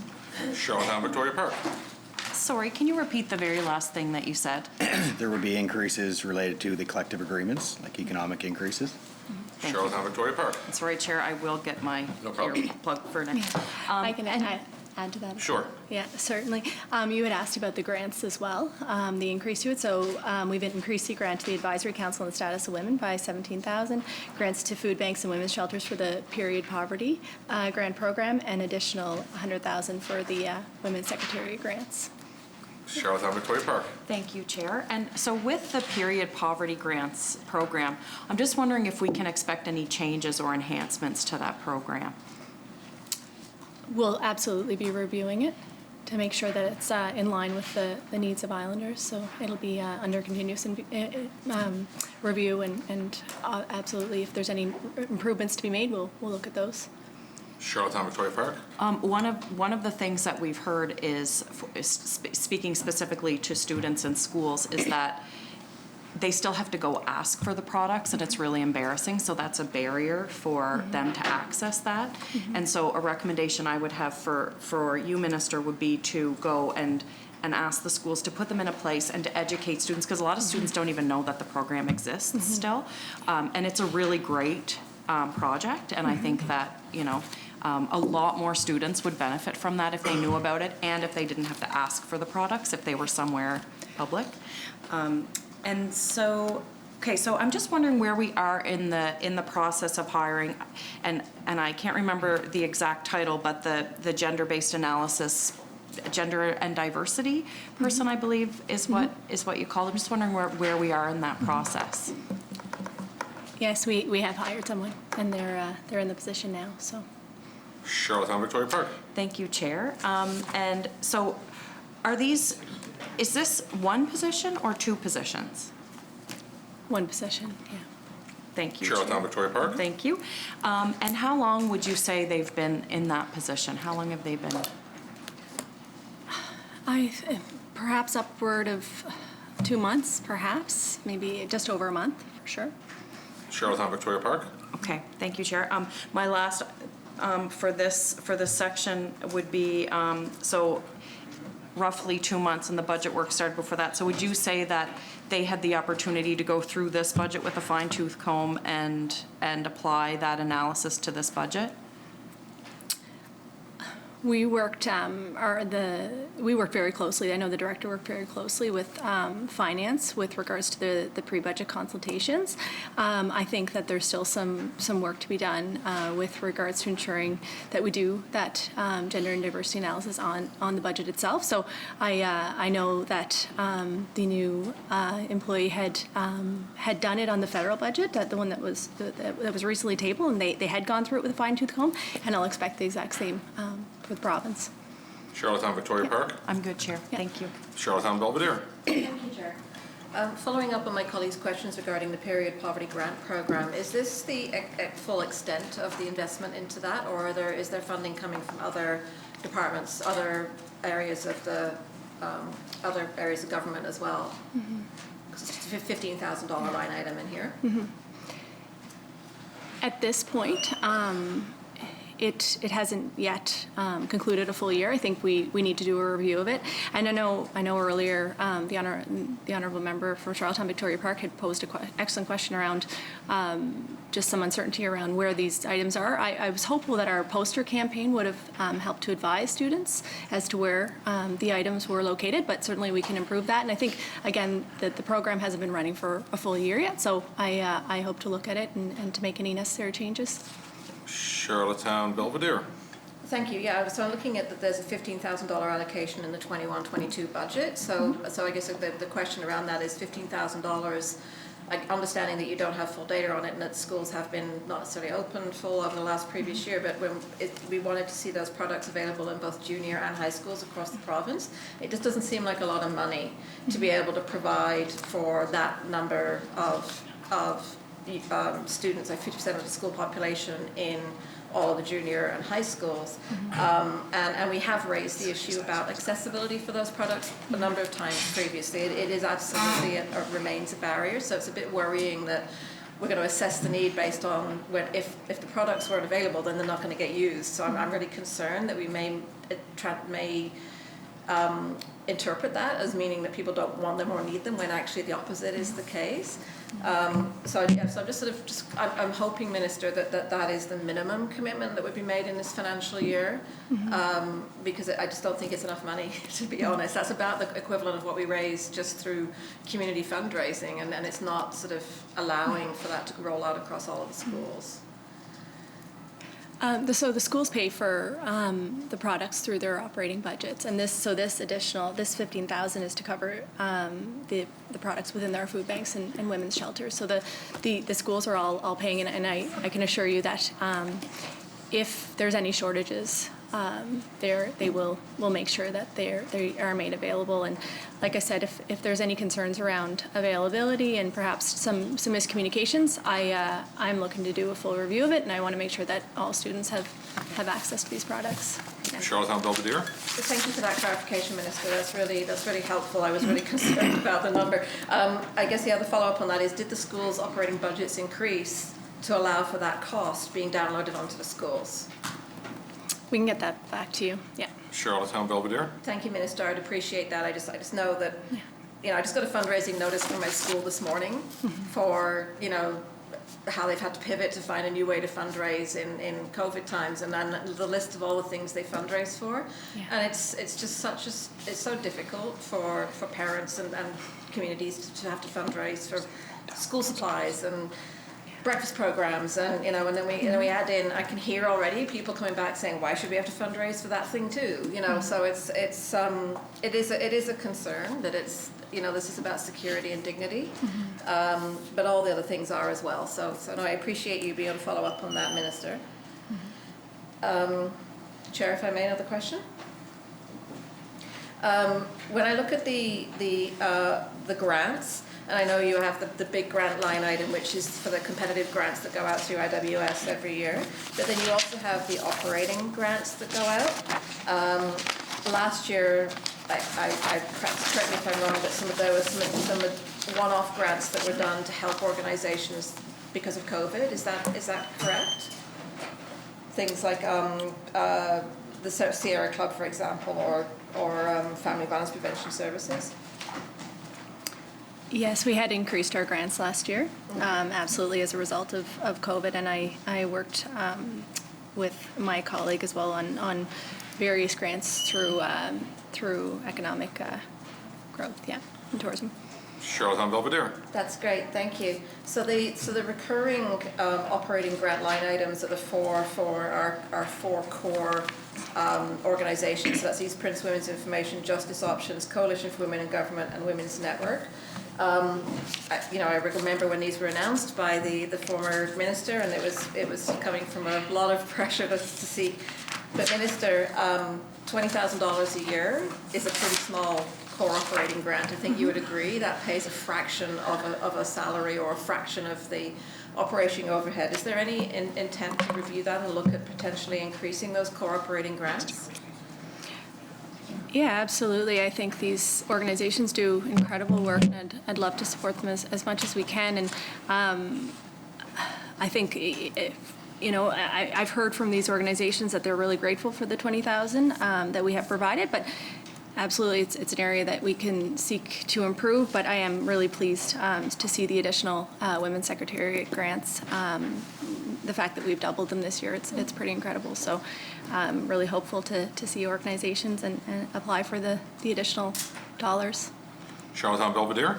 Yeah, absolutely. And, I said before, sort of having been on the other side of this and being both sort of having to run an organisation without core funding and run organisations that are applying for grants, it's always important to remember these are the only dedicated funds that go out the door for women's organisations of any kind from the province. Yeah. They're like, this is a pretty small pot of money in the grand scheme of things. There is literally nothing else. We don't have a dedicated women's funding program in economic development. The only other organizations that get funding here are funded through a COA, which is the Business Women's Association, and CBDCs. So this is it. This is the province's investment, and it's a really small one. So I'm thrilled to see the grants increasing, but in the grand scheme of things, this is a very small amount of money.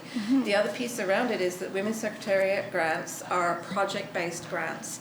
So they are to deliver a new project that doesn't previously previously exist. They have to meet very strict funding criteria. And they download additional work onto organizations to try and meet. I mean, sometimes organizations choose not to apply because they just don't have the capacity to pull off another project. It's just not worth it. So I'm hoping that will be, again, as I've always asked every year, so you're getting it this year for me again, is thinking about that input. The core grants, again, yeah, absolutely super grateful to see those. So they were huge when they were announced. So now the pressure is, now we've got them, can we increase them? Because it is very difficult, if not impossible, for nonprofit advocacy organizations to fundraise for things like their light bill. And that's what core operating grants cover, salaries and light bills and rent, so that people can do projects. And so, Minister, again, really appreciate that you have worked closely with the advisory board and with the community partners. I do hear how much they appreciate your willingness and your openness to listen and to be engaged, and it really matters. But this can be so much more, and I'm really asking you as a minister who is engaged with this file to be open to that pressure that says we could do more. Absolutely. Okay. Thank you, Minister, for your time. Charlottetown West Royalty. The gender and diversity position, do you know if is that gender diversity issues just for women? No, it wouldn't be. It'd be it would take into account gender and individuals with diverse backgrounds. Absolutely. Charlottetown West Royalty. So it include it because that's one. I'm recommending that they look at gender diversity within women, because I think that women have it's an important thing to kind of separate both those at times, and to have one position is a good start. It's a good start, but it's I read that and it's overwhelming. Can you table or bring back the job description for that job? Absolutely. Charlottetown West Royalty. I just have some concerns around that, but I mean it's a good start, but there needs to be more of it, and that's a daunting task right there. So that's it for me, Chair. Thank you. Charlotte Section Carry. Total Interministerial Women's Secretariat, $948,600. Shall carry. Total Department of Education and Lifelong Learning, $421,714,000.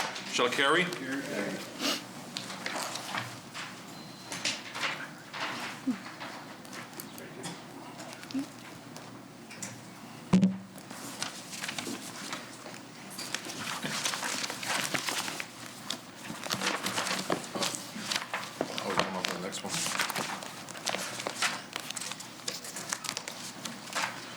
Okay, we're now moving on to page 56, Island Regulatory and Appeals Commission.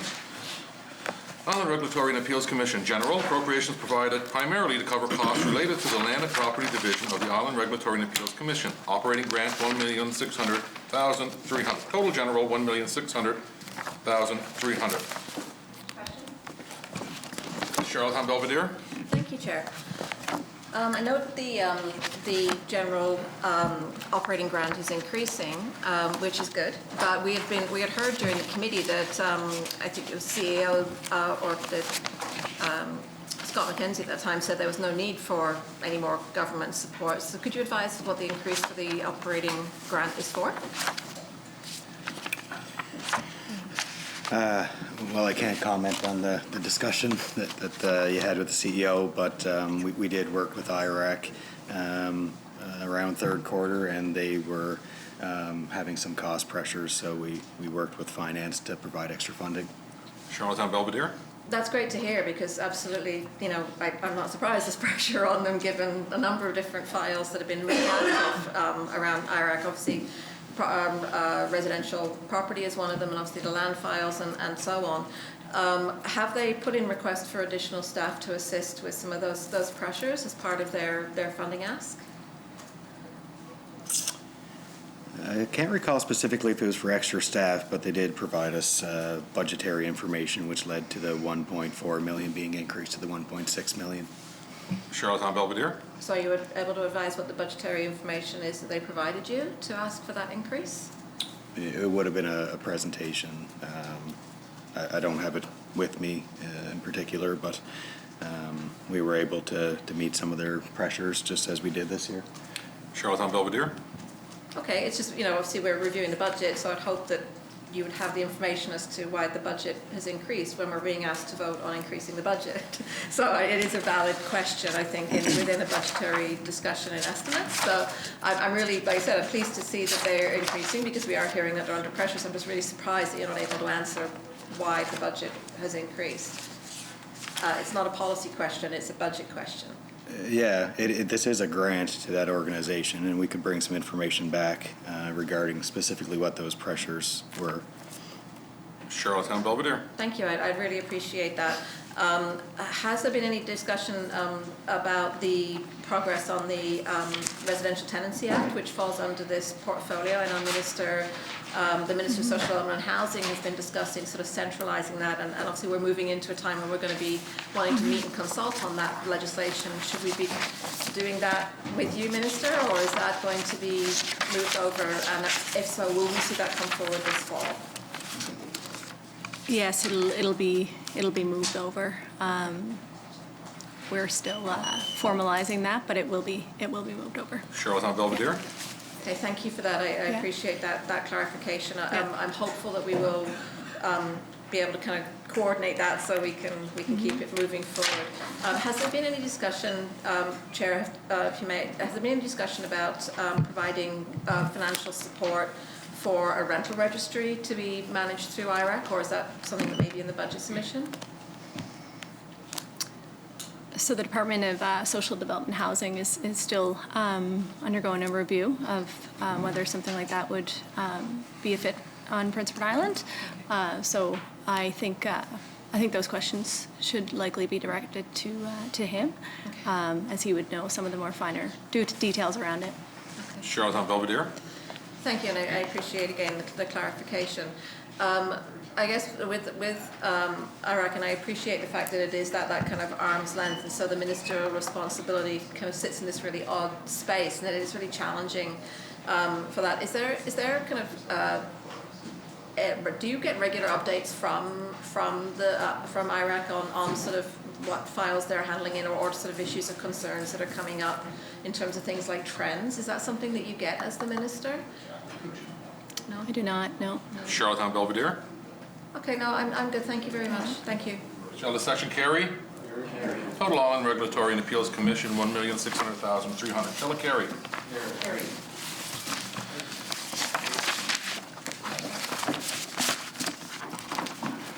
I think we're going with questions here.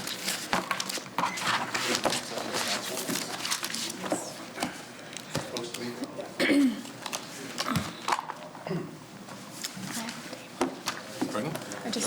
Sure. Promoter, you'd like to have the floor?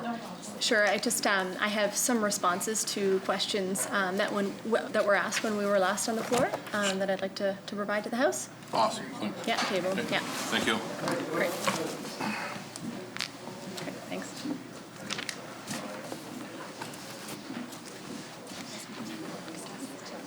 Yep. Honorable members, we're going to take a short break.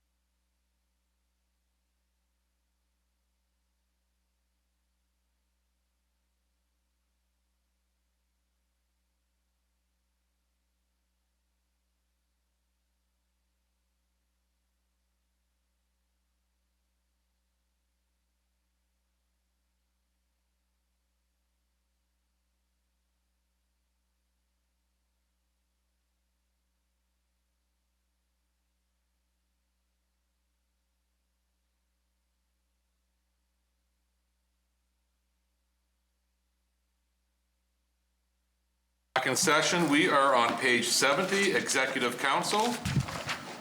Request has been made to bring a stranger onto the floor. Shall it be granted?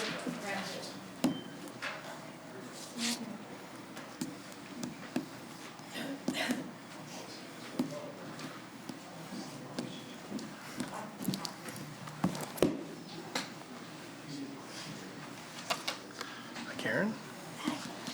Good afternoon. Would you please state your name and position for Hansard? Karen Stanley, Finance Manager. Thank you very much, Karen, and welcome. Again, members, we're on page 70, Executive Council. Premier's Office. Appropriations provided for the operation of an office to support the Premier in carrying out responsibilities as leader of government and as President of the Executive Council. Employees provide program and policy advice, administrative support and organization, and liaise with the public and the media. Administration, $22,000. Equipment, $3,500. Material, supplies, and services, $5,500. Salaries, $809,700. Travel and training, $44,200. Total Premier's Office, $884,900. Shall the section carry? Leader of the Opposition. Thanks, Chair. Premier, how many staff are in the Premier's office, and has that changed since last year? There's 8 staff, and no, it has not changed since last year. Leader of the Opposition. That's all for this section. Thanks. Shall the section carry? Carry. Total Premier's Office, $884,900. Shall it carry? Carry. Executive Council Office. Appropriations provided for the operation of the Office of the Clerk of the Executive Council, responsible for the administration of Cabinet process and management of Cabinet records. The Cabinet Committee on Policy and Priorities, responsible to direct and oversee the legislative and policy work required to fulfill government's plan and align it with fiscal and governmental agendas, and engage PEI. Administration, $35,000. Equipment, $5,000. Material, supplies, and services, $23,000. Professional services, $140,000. Salaries, $1,833,000. Travel and training, $11,000. Total Executive Council Office, $2,047,000. Leader of the Opposition. Thank you, Chair. So I see there's a budget line here to support the Cabinet Committee on Policy and Priorities, and of course that directs and it oversees the legislative work within government. So what's the relationship with the individual departments that are working on their own on their own legislation? Could you clarify just a little bit of what you mean? I mean, CCOP is obviously a group of ministers who sit down each week and discuss the priorities and planning, which would come from departments, et cetera. But maybe you have a little more clarity. Yeah, well, I'm just wondering where the money gets spent. You know, we have departments who are creating legislation. We have CCOP that is creating a priority list. So where's the expense here?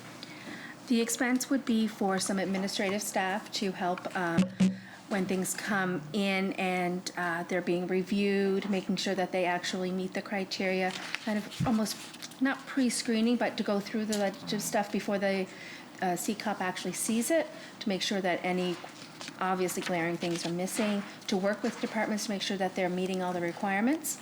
So there is one staff member plus a part-time admin support for CCOP. Okay.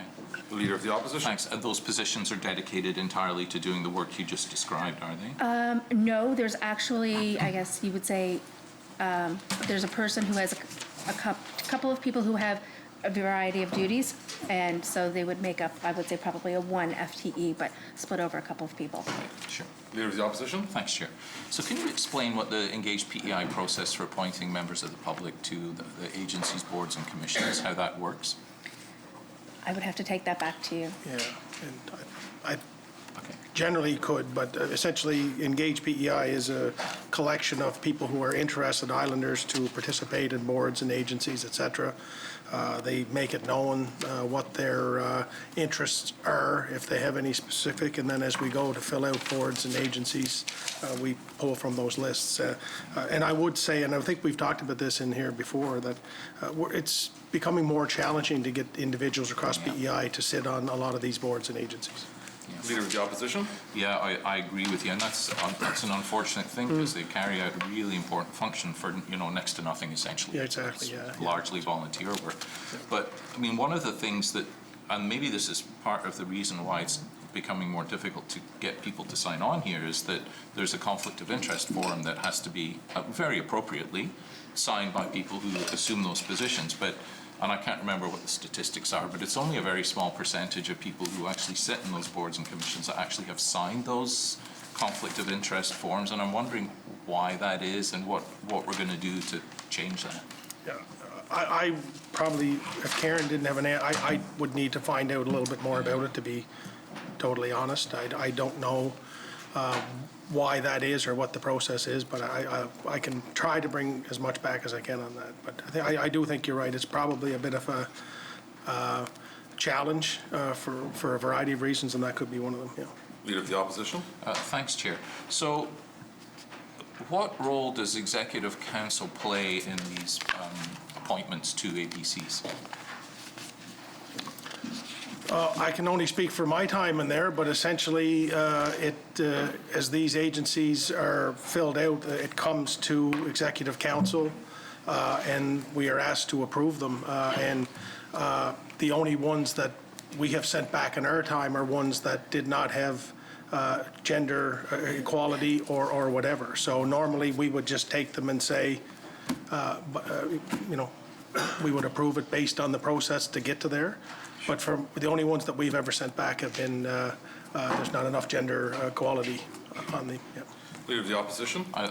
That's good to know. So all of the screening and all of the decisions happen beforehand, and you basically just rubber stamp whatever comes. Well, I wouldn't say we would, yeah. Sorry, I didn't mean that. It would come to, but I mean, there hasn't been a time in our time there where somebody has said, I don't like person A. Okay. We just, we ask as it's gone through Engage PEI, and that's usually included in the executive memo, right, et cetera. And then, as I say, if you never want a hospital board for somewhere not being represented by that area. So, but mostly the only ones we've sent back, and they've been a handful, have been, there hasn't been enough gender equality. Right. So. Leader of the Opposition. Thanks. So, I mean, obviously one of the gender equality is one of the ways that we're ensuring that minority groups, or that we have parity there. Are there any other lenses through which you look at how you populate the ABCs? Well, we've been taking some direction from many in here, obviously. I mean, and some of the questions today in question period from the member from Charlottetown West Rawley, for example. So we are looking at, at race. We're looking at gender. We're looking at a variety of different options in terms of how we fill these boards out. We want, like our legislature, I think we want our boards to be reflective of the people we serve, obviously, and we try to do the best we can. But in terms of how the names get there and what lenses they put on them through Engage PEI, I think we'd have to take that back under advisement to clarify it. But. Leader of the Opposition. Thanks. So, talking of the diversity that we'd like to see in these groups, I see there's a 0.5 FT position for the Youth Council Coordinator, and that's the only 0.5 position in Executive Council, and I'm wondering why that isn't a full-time position.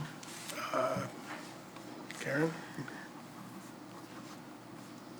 There hadn't been a position at all. It was added last year to the budget. We started out as a part-time position to see how it goes. There is some salary, casual dollars, so if we require more time, we would be able to fund it through our casual dollars. Okay. Leader of the Opposition. So I appreciate that answer very much. Based on what you've seen so far, maybe it's too early to say, but do you think this is something that requires a full-time position ultimately? I don't know. I mean, I think if it did, we could quickly make it that, I think, but I would have to probably defer to some of the senior staff just to be sure. Okay. Leader of the Opposition. I see this is a budgetary ask. The professional services was budget estimate last year 40,000 and the forecast is for 60, but we're going up to 140 this year. Like, where is that extra spending going? That is actually for a diversity, equity, and inclusion project that we're taking. And so we actually added $100,000 from the 2021 budget to do that, and it's underway right now. That's good. The Opposition. Could you tell us a little bit about that? I don't think I was familiar with that before. Sure.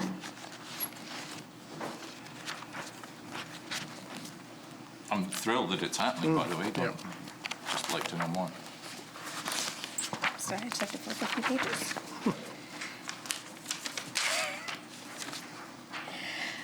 It's in response to the legislature's commitment to review the legislation and policy from a Black, Indigenous, and people of color lens.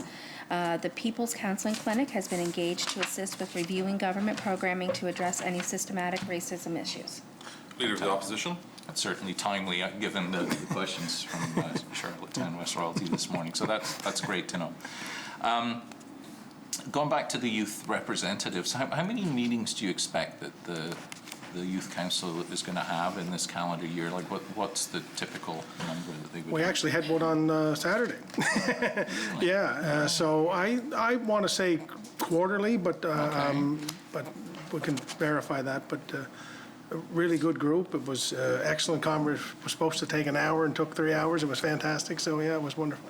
Leader of the Opposition. That's good to know. Obviously, you were present for that. Yes, Premier. yeah. That's Yeah. wonderful. I'm really happy to hear that, and I look forward to seeing the fruits of that labor.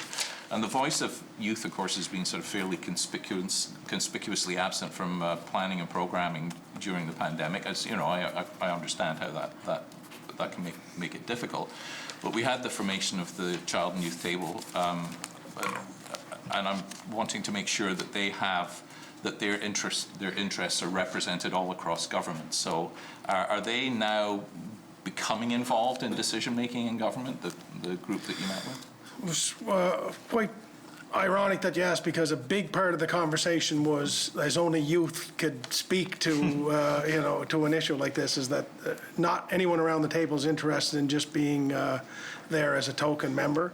So their request to me was essentially, can we be involved in the planning and execution of these things and learn more about them before they're done? Don't come to us after and say, we've did this, or we've done this, what do you think? So I committed to them that we would work on that process. But absolutely, I think that's paramount, really. If you're, I think we all agree, if you're genuine in trying to solicit opinion, then you need to make sure you solicit that opinion, and sometimes the feedback isn't going to be always positive. And I told them quite honestly that that's fine too. Yeah. Leader of the Opposition. So it's sort of the same as you get from the official opposition. Quite often, yes. So the council, what are the age ranges of the folks who sit on that council? Just let me go around the table. I want to say between, let me verify, but between 14 and 15 and 25, 26, around that range, yeah. There was a mom, one with a couple of children, and there was grade 11 students. It was I can give you a list, of course. Leader of the Opposition. I'm good, thank you, Chair. Shall this action carry? Public Executive Council Office, $2,047,000. Shall it carry? Intergovernmental and Public Affairs, appropriations provided for research, consultation, and analysis of cross-government issues, provision of support and advice, and preparation of briefing documents on strategic intergovernmental issues and opportunities to ensure the interests and priorities of the province are presented in dealings with other governments. Administration, $4,400. Equipment, $2,000. Material supplies and services, $2,000. Salaries, $312,300. Travel and training, $40,500. Grants, $91,800. Total Intergovernmental Affairs Secretariat, $453,000. Leader of the Opposition. Thanks, Chair. So I'm just wondering if this is is this where the negotiations between the province and the federal government are on the carbon pricing framework? I don't think that. It's probably more directly with the environment ministers as well, with me being kind of an ex officio, and the Minister of Finance as well, and their department officials. So, Leader of the Opposition. Okay. Despite that, I'm going to ask you how those negotiations sure, are going. Yeah. Well, they're ongoing. I think they're a little more challenging. As I've been trying to say, they're a little more challenging this time because the federal government is insistent, and I don't think anyone disagrees with them, but they want to broaden, the carbon cost to more fuels. Our challenge here in PEI is we really only have 4 essential fuels that we use, so we need to. We don't have like other jurisdictions where we can pick from a list and exclude one or the other. So that's been we've been working on that, and I just think it's there's been a couple of, we obviously changed ministers along the way, so that had just a small little hiccup. But Todd Dupuis, Brad Caldwell, staff members in environment are leading the charge on that, and along with our finance officials and my own. So yeah, but I think we'll have something in place by late fall. Yeah. Leader of the Opposition. So that was going to be my next question, given that the current agreement is expired, and so you figure we will have legislation this fall? Yeah, that would be our plan, I think, would be to, we will need to make some changes to the legislation that we will need to bring to the House. We were very, very hopeful we would have it this spring, but it doesn't look like we're going to have it ready for that. And we're getting a little bit of flexibility from the federal government because we're one of the very few, certainly progressive conservative governments that are willingly working with the federal government. So I think they are giving us a little flexibility in that regard. Leader of the Opposition. I'm good, thank you, Chair. Shall the section carry? Indigenous Relations Secretariat. Appropriations provided to fund Indigenous-specific programs, initiatives, and consultations under the Canadian PEI Mi'kmaq Partnership Agreement, together with grants to the Native Council of Prince Edward Island and the Aboriginal Women's Association. Administration, $6,500. Equipment, $3,000. Material, supplies, and services, $5,800. Professional services, $348,600. Salaries, $529,300. Travel and training, $16,100. Grants, $989,000. Total Indigenous Relations Secretariat, $1,898,300. Leader of the Opposition. Thanks, Chair. So obviously something that I think is going to become increasingly important in the future as we carve out this new relationship of reconciliation with our First Nations here. And I'm wondering, I see that there's a fairly substantial increase in the grants here. I'm wondering if the announcement that was made today by the Minister of Transportation regarding the transfer of land in Abergwit, whether that is part of the reason for the increase in grants here?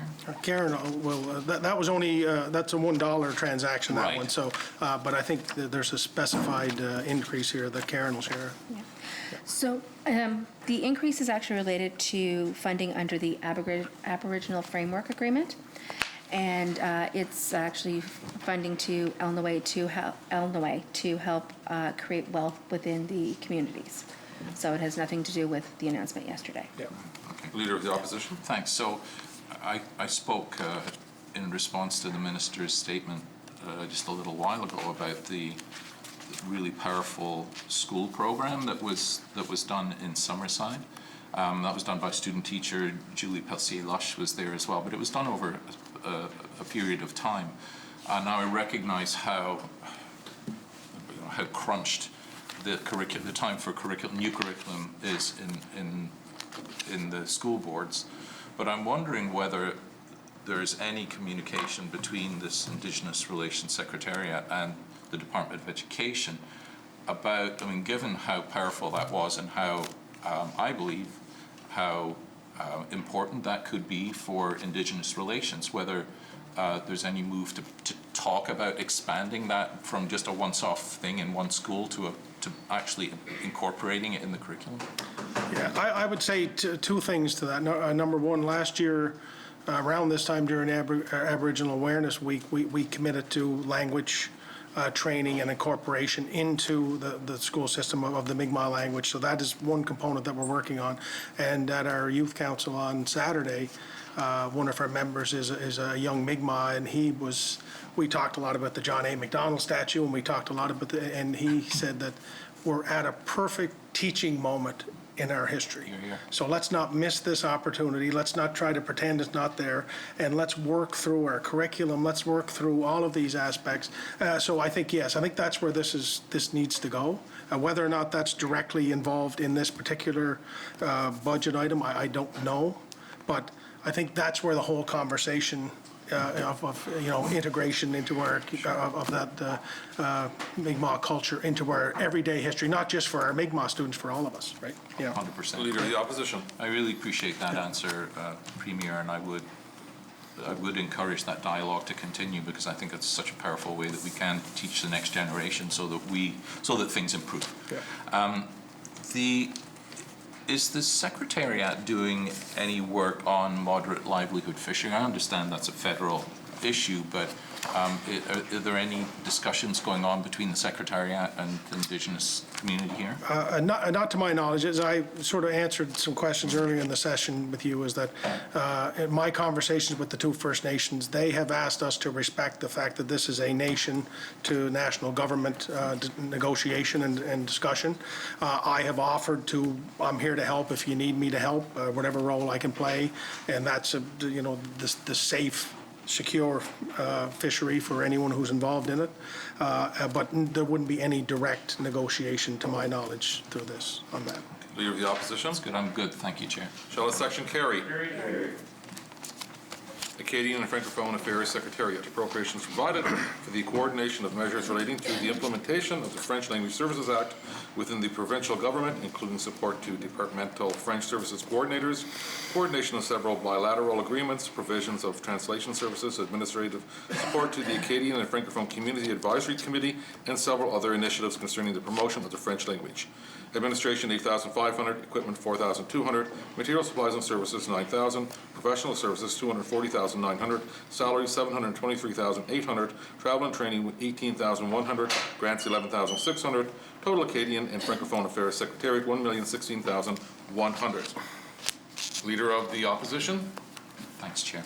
So a major part of the mandate of this division lies under the French Languages Act and the expansion of services that are delivered in French. And I know it's been a sort of a stutter-step progress along the way in that regard, but are there any plans ongoing to expand the number of services that are offered in French in the coming year?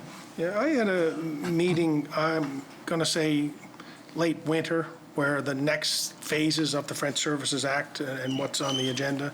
So that's advice that comes to me through an operating group or a group that comes together, and this is the next things that we need to do. So they're working within government to do those things. I can provide a list of what those are. I don't have them right off the top, but it's sort of French Languages 2.0, Act 2.0 type thing.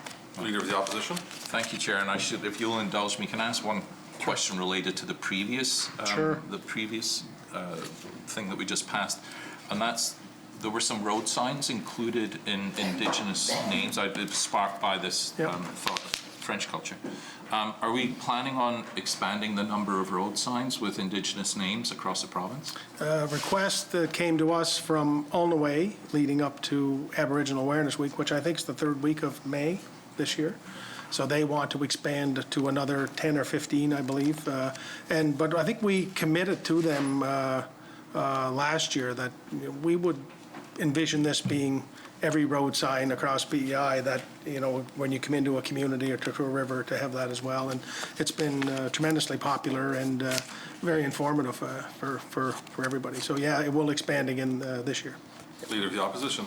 Thank you, and I'm really glad that's being expanded. I was recently at the newly incorporated, municipality of West River, where the new wards are being designated Mi'kmaq names, and it's just so lovely to see this becoming sort of expected or commonplace now, and when we put signs up or when we name things. So I'm really glad to hear that's going to be expanded. I'm good, thank you, Chair. You're welcome. Shall the section carry? Carry. Total intergovernmental and public affairs, $3,367,400. Shall it carry? Carry. Communications and public engagement. Departmental communications and public engagement. Appropriations provided for departmental communication officers and public engagement support. Administration $14,000, equipment $1,000, material supplies and services $1,000, salaries $1,719,500, travel and training $10,200. Total departmental communications and public engagement $1,745,700.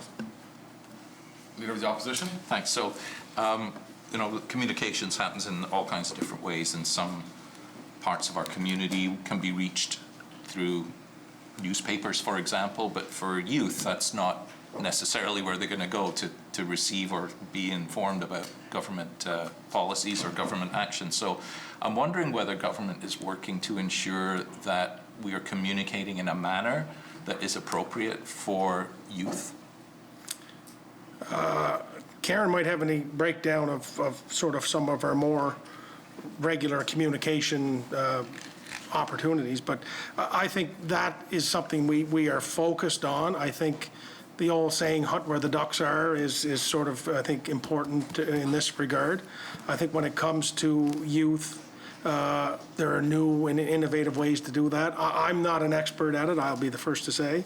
But, I think we've seen a transformation of how we communicate as a government as communication techniques have changed, and newspapers, radio are still important, but so much now is more online, and it's more direct through, TikTok, Instagram, all those opportunities. But we could get a full breakdown of the avenues that we use to connect. Yeah. Leader of the Opposition? I'm good, thank you, Chair. Shall the section carry? Strategic Communications and Outreach. Appropriations provided for a range of services such as communications, planning and strategy development, advertising, photography and video production, editorial, media, web, social media, and public outreach to all government departments and agencies and the Legislative Assembly. Administration, $21,600, equipment, $66,800, material supplies and services, $492,400, professional services, $32,000, salaries, $1,299,100, travel and training, $16,800. Total strategic communications and outreach, $1,928,700. Shall the section carry? Or Leader of the Opposition? I just have one question. I'm struggling to see what the difference is between the departmental communications and public engagement and strategic communications and outreach. Is there any distinction there? The departmental communications are primarily the salaries of the the senior communications officers that are embedded in each department, as well as the public engagement officers, whereas the strategic communications, their staff would be the creative services staff, the audiovisual staff, as well as staff which provide functions to the entire government, such as people that would do editing or writing or working on web content. That type of stuff would be all in strategic communications, so it's more across all of government, whereas the others are departmental. And this is actually where the funding for the advertising and the media is. Leader of the Opposition? And on that note... I opened myself. No, that's great. We need a good, healthy media, and they need money. So yeah. Indeed. and it would be lovely if the bulk of that money were given to, or not given to, were to buy services that are present here on Prince Edward Island. We have some very fine media people here in all aspects of communications. And I'm wondering whether there is a distinct policy to favor local wherever possible and when they are able to provide the services that government needs. I don't know if I'll need to clarify if there's a distinct policy. There's obviously a desire because those media outlets and others that you talk about are the ones who we use to converse with every day with our constituents and with our citizens. I think there's more focus now than obviously there was years ago on online stuff. I'm not a big fan of the online because money goes offshore, and I'm not a big fan of that personally, but there's the realization that we do have to use that network as well, because you have to, as we just talked about previously. But I think we make every possible effort to do as much as we can online or on PEI, because I can speak in my time here. When I used to work for the former Premier, a media scrum was 7 or 8. Now a media scrum for us is 1 or 2. So they're pretty pivotal to the health of democracy. Requires a good journalism, and I'm from that world as well. So. Leader of the Opposition. Thanks. I'm wondering if you could bring back in all of the spending here, what percentage or how much of that actually went to island companies rather than off-island companies? Would that be possible? I think we can do that, yeah. Or maybe you can do it now, can you? Yeah. I was going to say, of the budget of about $490,000, approximately $60,000 went to digital media, and the rest went to on-island companies. Leader of the Opposition. I'm sorry, I did miss that last one. About $60,000 went to digital media, yeah. So that would be your Facebooks, your LinkedIn, your Googles, and the remainder went to island companies. All of it? Mm-hmm. That's wonderful to hear. Thank Leader you. of the Opposition? I'm good, thanks, Chair. Shall this section carry? Total communications and public engagement, 3,674,400. Shall it carry? Total executive council, 9,973,700. Shall it carry? Carry. Thank you, Karen. Thank you.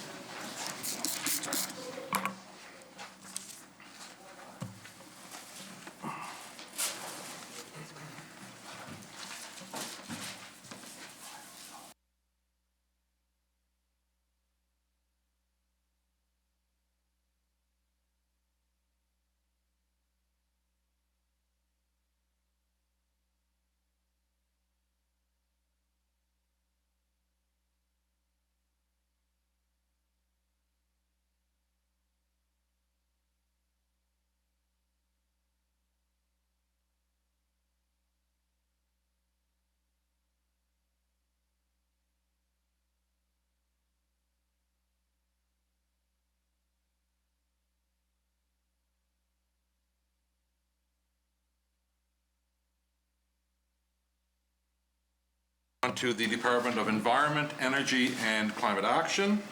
You'll find that on page 60 in your budget estimates book. Request has been made to bring a stranger onto the floor. Shall it be granted?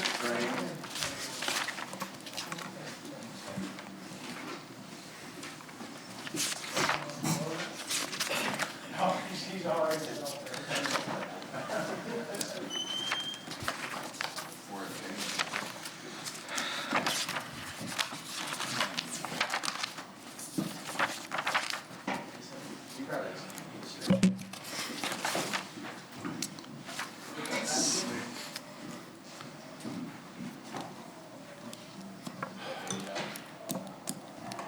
You just want to go right into it. You have no opening statement, nothing. Okay.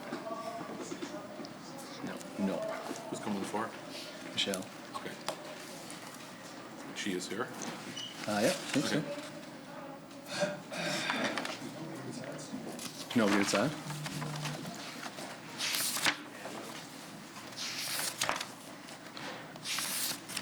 Probably. I think there's a delay between here and the television. There is, yeah. And then nobody up there is probably watching. My apologies.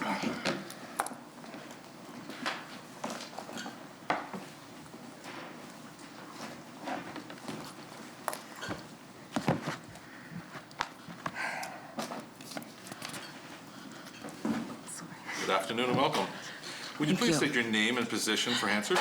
Michele Keown, Director of Finance and Administration for the Department of Environment. Sorry.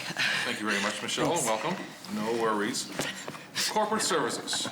Appropriations provided for the operation of the Office of the Minister, Deputy Minister, and centralized corporate and administrative services. Administration, $17,900.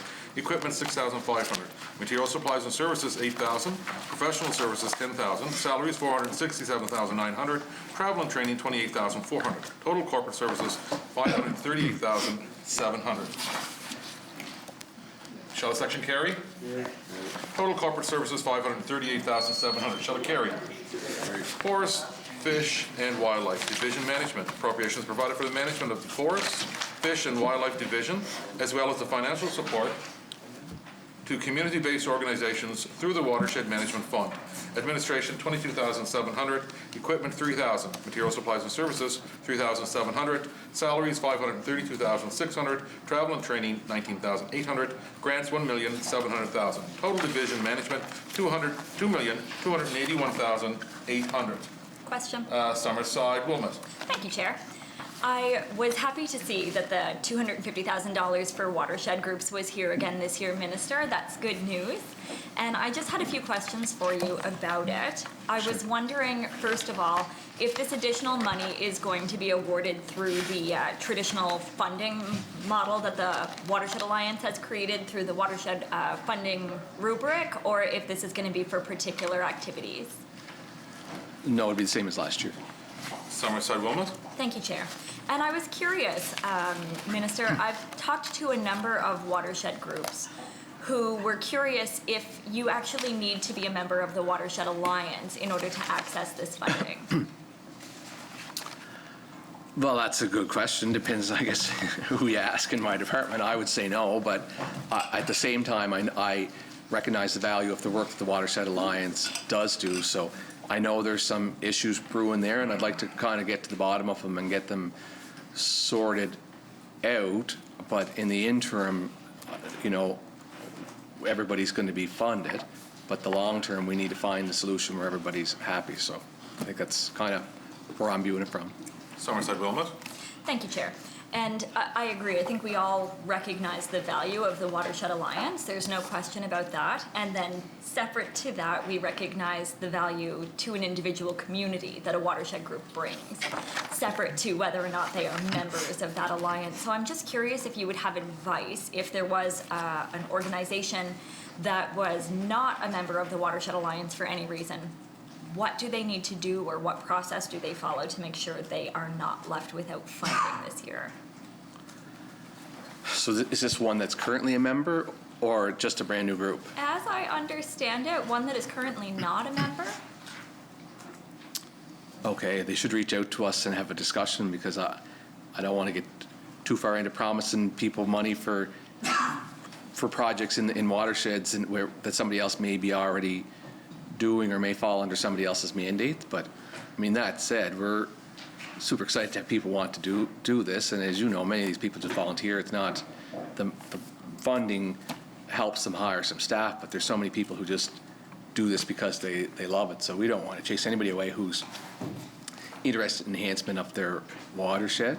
So if you could get them to reach out to me, or we could meet them with you if you want. I just want to make sure that I don't overpromise, which I have a tendency to do. Summerside Wilmot. Thank you, Chair. As long as you don't under-deliver, we're set, Minister. Oh, yeah. I got to deliver. It's not a problem. Actually, there are a couple of other areas in the province, as far as I understand, that don't have watershed groups currently, like Savage Harbor, and Earnscliffe don't have watershed groups. And I was just curious, if you have to already be a member in order to access funding, is there any seed funding available to help these organizations get off the ground? So the short answer would be no, there's not in this budget, but that doesn't mean I won't find money. I mean, as I said, it makes me excited that people are interested.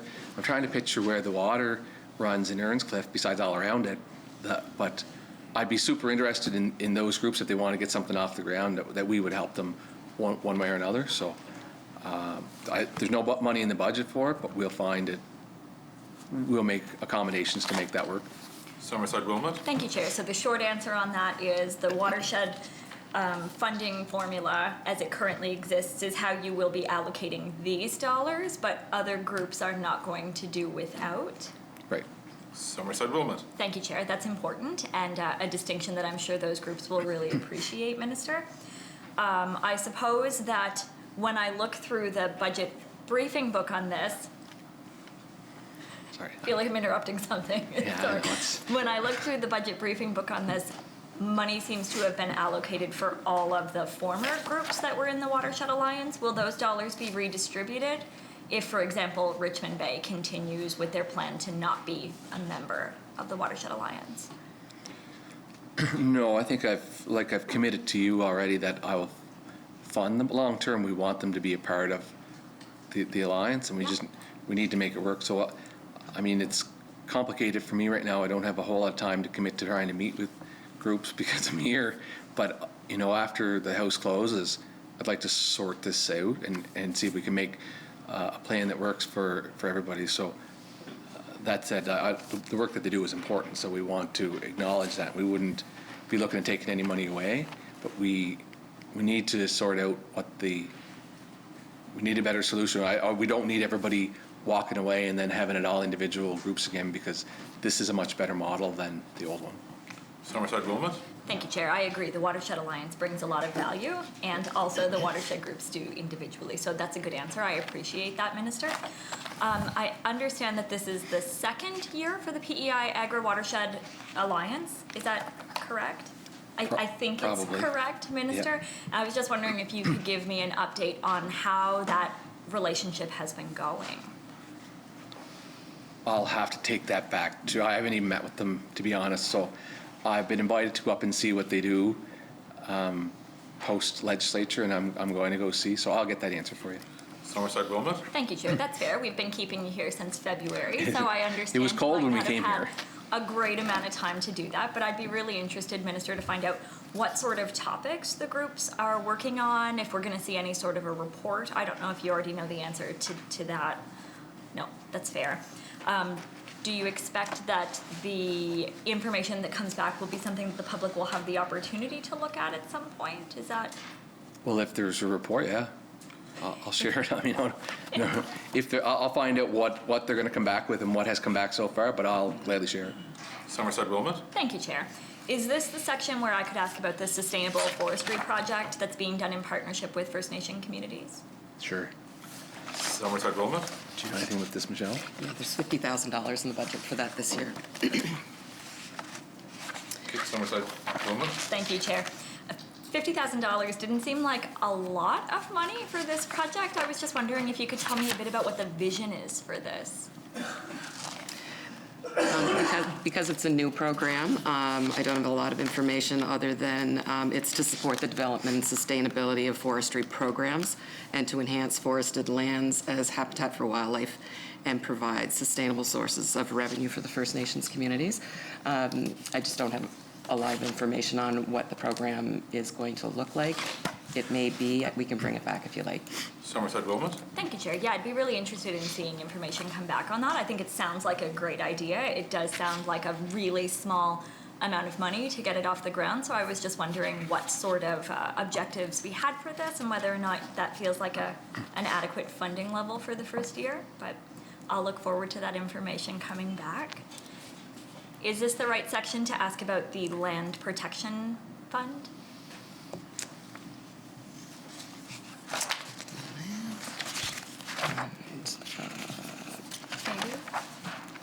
No, that will be in the Forest, Fish, and Wildlife section. Thank you. I'll save my question. Somerset Wilmot, do you want to, can I move on to someone else and come back? Do you have more questions? No, I'm good. Thank you. Okay, you're welcome. Leader of the third party. The $74,000 for professional fees.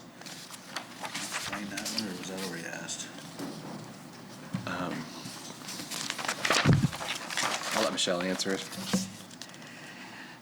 That was for a coastal risk assessment that was commissioned from CBCL Limited, and another $30,000 to Holland College for the Center of Excellence in Watershed Management. Leader of the third party.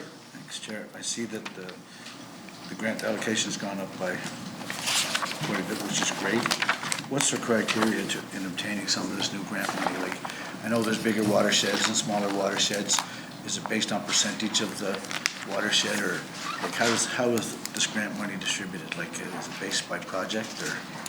There is a funding formula that's used, and it's based on a plan that's put forward for the watershed. I'm afraid I don't have the criteria. I was actually thinking about it before I came, the actual criteria on what that funding formula is, but it takes into a lot of different things like their participation in the community and what their objective actually is. And we could bring that back. Leader of the third party. Do you have a big uptake in projects? Like I look at, like I have two watersheds in my district, and I look at, like, if they submitted a plan, where would they be? Like, is there a deadline, or is it distributed by county, or how do you do funding, isn't it?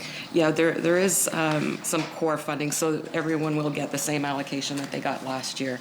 The additional will then be distributed based on new planning. Leader of the third party. Thank you, Chair. That's good for now. Okay, Summerside South Drive. Thank you, Chair. I read of a successful willow tree program where they were being used to capture excess nutrients from fields, and they've got decent BTU content in that wood as well. So we might be able to power some farms and mitigate runoff and absorb greenhouse gases and benefit pollinators. I'm just wondering if there's been any analysis of that from this department. There might have been, I don't know, I'd have to get that for you. Well, I definitely haven't analyzed it directly, but I do understand they've had great success with it, but we'll go back and find out. Somerset South Drive. That's it, Chair. Shall this section carry? Forest fire protection appropriations provided for the costs associated with forest fire prevention and suppression on private and public lands. Administration, $19,400. Equipment, $8,000. Material supplies and services, $24,900. Professional services, $1,500. Salaries, $122,400. Travel and training, $35,500. Grants, $8,000. Total forest fire protection, $219,700. Leader of the third party.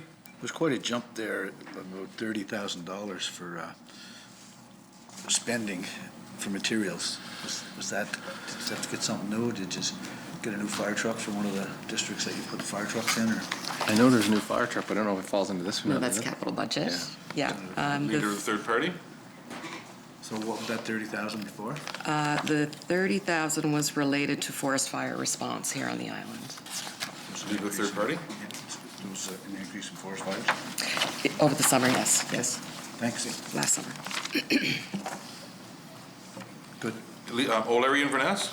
Yeah, I always ask this question. I do know it's capital budget, but is the West Point Fire Department's forestry truck, I think it was last on the list to be replaced, but is it anything changed since last year? Because I think the model is about a 1970s model, and so when I first seen 30,000, I thought it might be for parts.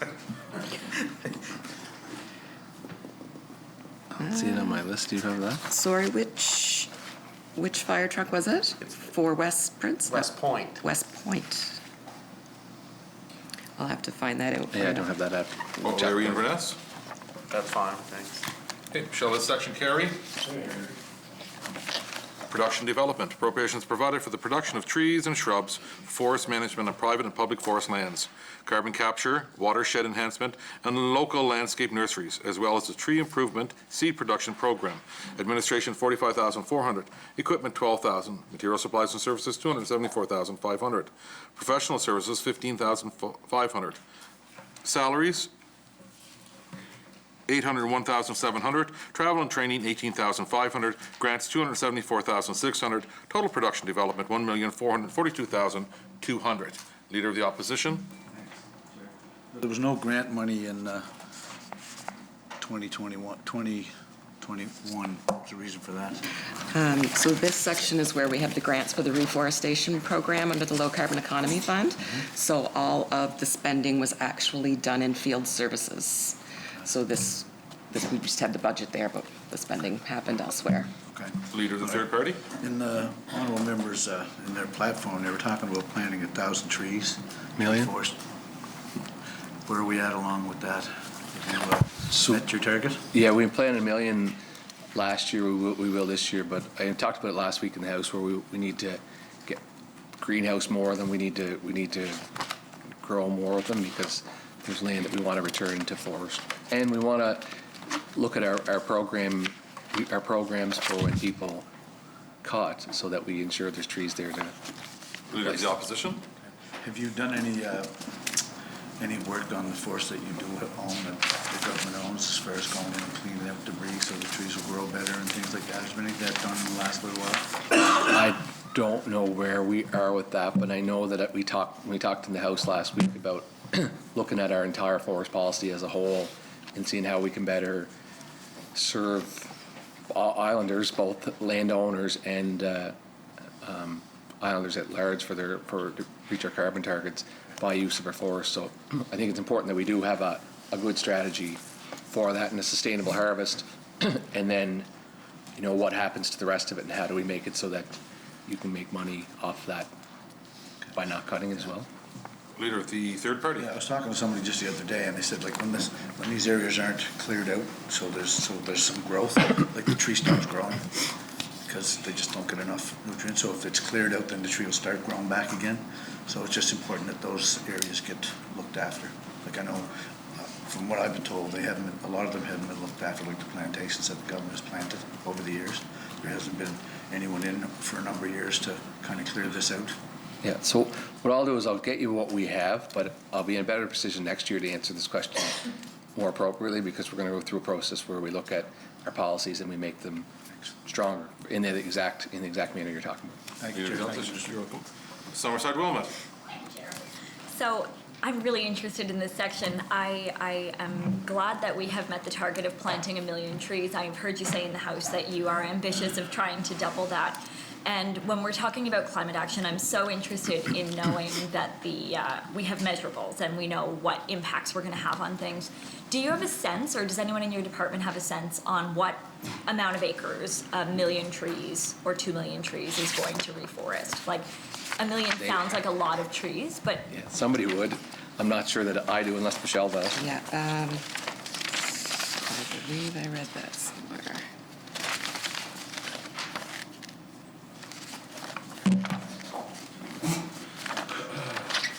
We can find out. Bring it back. Summerside Wilmot. Thank you, Chair. I think it's an interesting point because 1 million trees sounds like a lot. And when we're talking about no, it's not for sure. And when we talk about the rate at which we are seeing deforestation happen, I'm wondering if we are net neutral there or if we are still at a loss. And it feels to me like we're still at a loss. Do you have comments on that, Minister? I bet you do. Well, I would say that I'd say that we're at a loss. I'd say our new LiDAR pictures, when we get them up online here, hopefully by the first next month, you'll be able to see for yourself from 1990 till now the loss. So I think we're at a loss, and there's a number of things. I know we talked about last week, reforestation, and then I don't know who it was criticized me that planting trees isn't enough, but I never said that's the only thing that we were doing. So we have to look at better protection. We have to look at, like you and I had private conversation about the value of forest. And I hate to give him any credit, but Paul McNeilly on the political panel Friday night said what is an appropriate amount of forest for PEI given our makeup, and we're basically populated from tip to tip in some form or fashion. So it's a really good question that probably needs to be answered, and I think we need to first start working towards what that answer is and then work towards those goals. Summerside Wilmot. Thank you, Chair, which feels like an acknowledgement of the fact that 1 million may not be the right target of how many trees that we need to be planting. So I appreciate that, and I think that's going to be an interesting discussion moving forward. What is the appropriate percentage of forests? I don't expect you to have an answer for that in this moment. Wouldn't be super fair.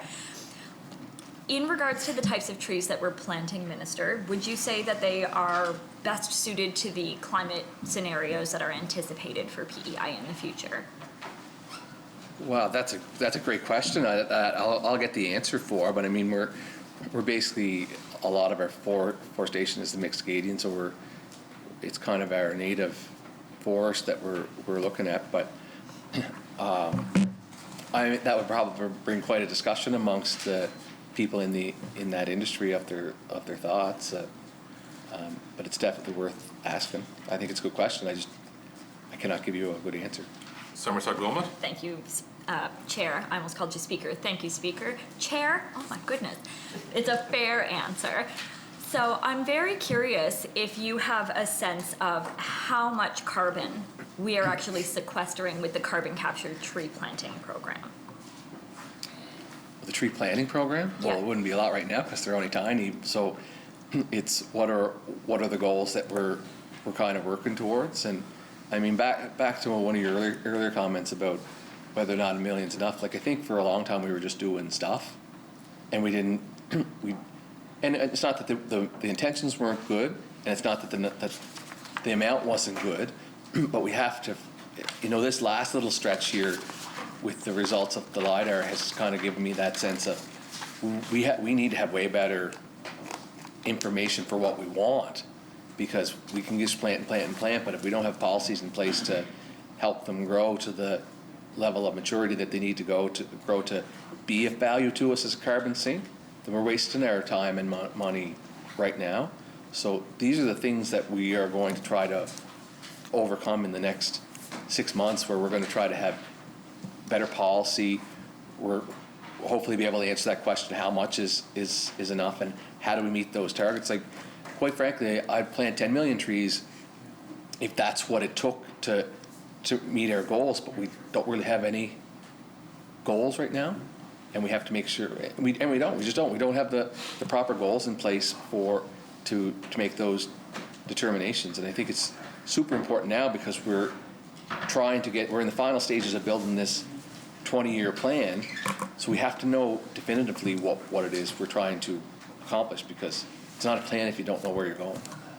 Somerset Wilmot. Thank you, Chair. I could not agree with you more on that. It's actually been a source of frustration for me that I felt like we were just kind of doing stuff and there wasn't a great amount of strategy behind it to understand whether or not this was going to get us to where we're trying to get to as a province. So I find this conversation refreshing, Minister. I'll be really honest with you about that. I think it's incredibly important that we understand what the impacts of these actions are to make sure we're heading in the right direction. I was really interested in the carbon capture tree planting program.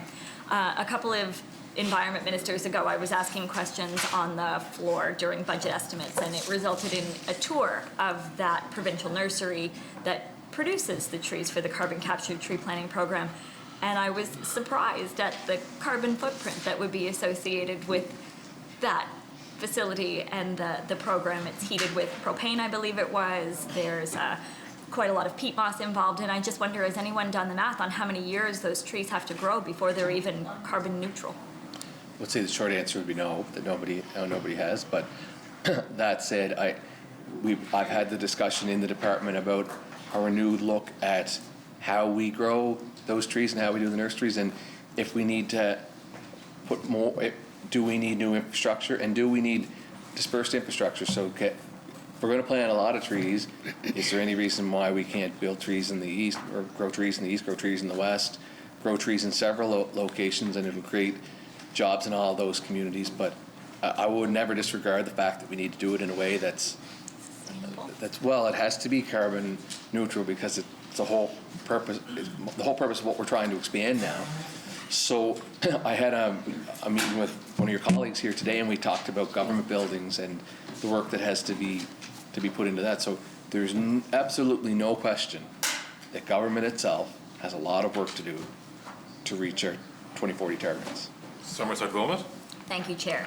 And on the topic of growing more trees for the provincial nursery, I've spoken with a couple of watershed groups who have indicated that in the last few years, getting the species that they want and the quantities that they want has been getting harder and harder.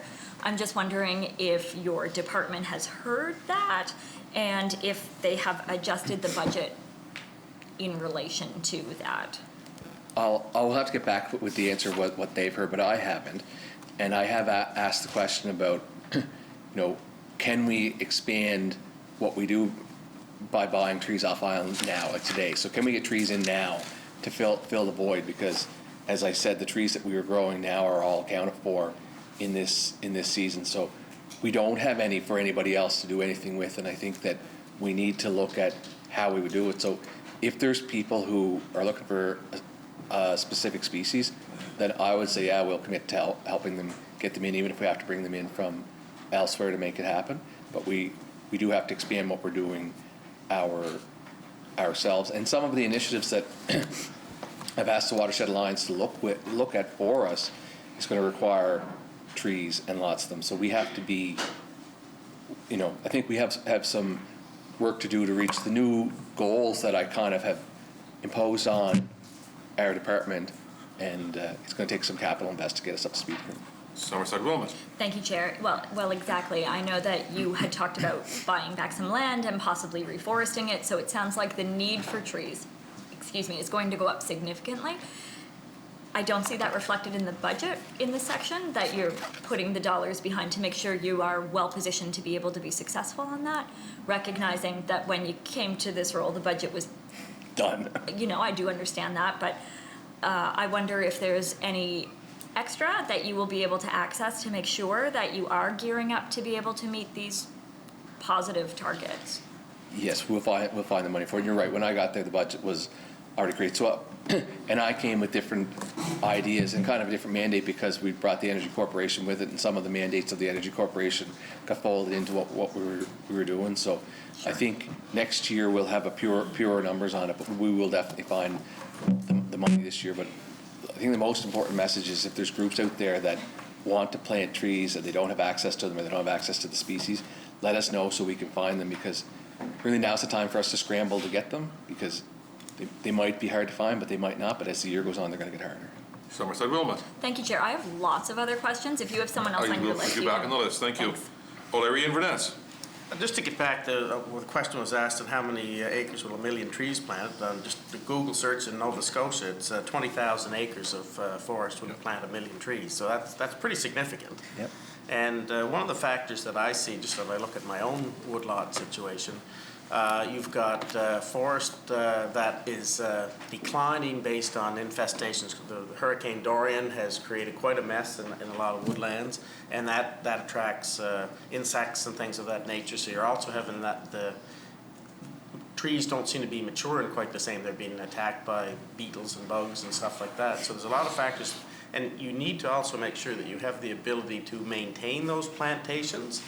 And from what I'm hearing from a lot of contractors, they're having a hard time to even find people to plant trees and to maintain that. So I just caution in making statements, not to say the ministers, but just in general terms, if we planted 10 million trees, could we even do that? Probably not, and probably maintain it. And we have to maintain a strong forest harvest industry here too. And you know, I look at every piece of woodland does have some value in, like say, the stuff that gets hit by infestations is probably ideal for our biomass industry. And we've got a good, strong biomass industry. I have a sawmill in my district, Betts Sawmill, the largest sawmill on the island. It needs then the good, big, mature trees that are good and solid for lumber, and that they're not very knotty, and that makes an impact on, once again, if we're gonna go to stamped lumber, that we can get it graded. So I emphasize that there's a pretty strong and vibrant forestry industry in Prince Edward Island, and we do have lots of good private woodlots that are out there. From my perspective, I think they need the supports to maintain those, and once again, pull out those trees that have been damaged by Hurricanes Dorian. And it just seems like there's more and more wind all the time. I just noticed my own woodlot, there's spots that are blowing out all over the place, and it's been quite a job trying to keep up with it. So I just wanted to emphasize that as the member for O'Leary Inverness, that represents a fairly large forested area. If you take a drive up through Mount Pleasant and take a look towards the west, I mean, it's nothing but trees, really. And we want to make sure that we're not getting too avert to cutting trees, to not try to make the right use of our land. And another comment I wanted to make, too, was just about our blueberry industry. And there's a process that goes to create blueberries, and it's usually you have to cut the forest and then mulch it and all those kinds of factors. But blueberries are also very good for the environment from our pollinators' perspective. They also have a big impact on recycling carbon and things of that nature too. So I want to emphasize all of this. This is a big, big discussion that comes into our forestry industry, and I think all of us have to have a part in that. And it's just not about all planting trees or cutting every tree and trying to make it all common sense. Now, I know as a minister you get that. I mean, you know, you have industry people in your district, I'm sure. And so it's just about trying to think of the big picture, and let's not get too keen on doing something that we just can't sustain and implement, that's all. So that's all I want to say. No, that's a good point. I think that when we're looking at forestry policy, we have to acknowledge that the stands of forests have value to their owners, and they need to have access to them to use them for how they see fit. And I think some of the discussions that I've had, they're being only high level at this point, but are, in some cases, there's pressure to go in and harvest when they're too young, so that they haven't been left long enough, so they don't get the value that they could probably get if they had a longer time. And I don't blame anybody for needing to cut their lumber down, because if you're on short of cash, it's a great place to find some money. And the question kind of is, where is the middle? What is the middle ground?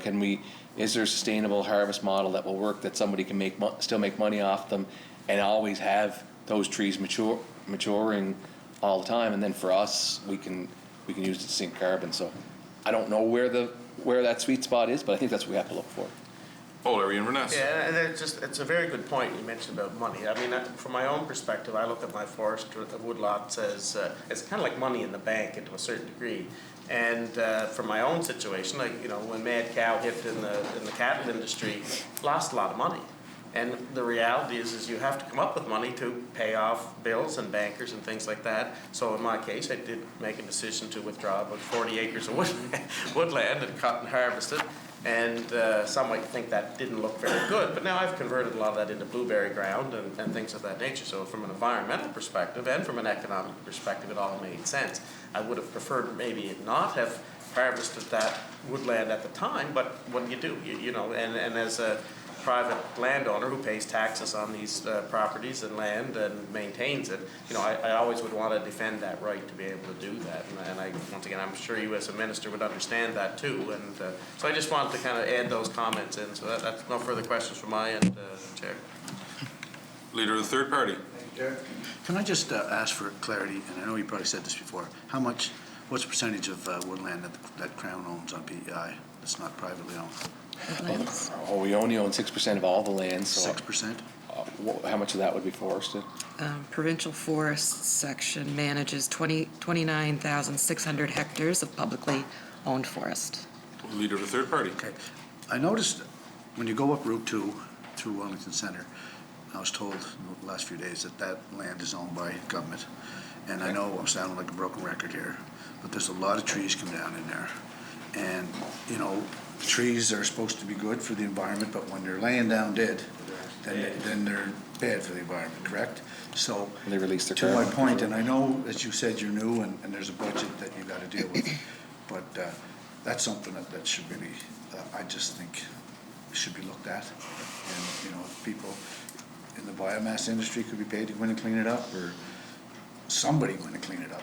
I know, like I said the other day, all woodland, like I have woodland, I'm gonna have to clean up my own if I wanted to preserve and get the dead wood out of there. But something that the government owns might be just encouraged to look at, maybe cleaning it up.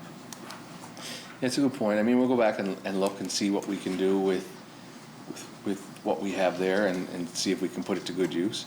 It would certainly take the pressure off some young stands that are being cut for, you know, for wood chip production, those types of things. And if we could instead burn that. I know we tried from being directly involved with some of the cleanup that we did clean up from the time we asked to use it in our biomass burners, but it was thought to be too dirty at the time, and they didn't want to use it, which was unfortunate. And then we had a discussion about could we use it, could the public use it, and then there was concerns about the liability issues of allowing people it.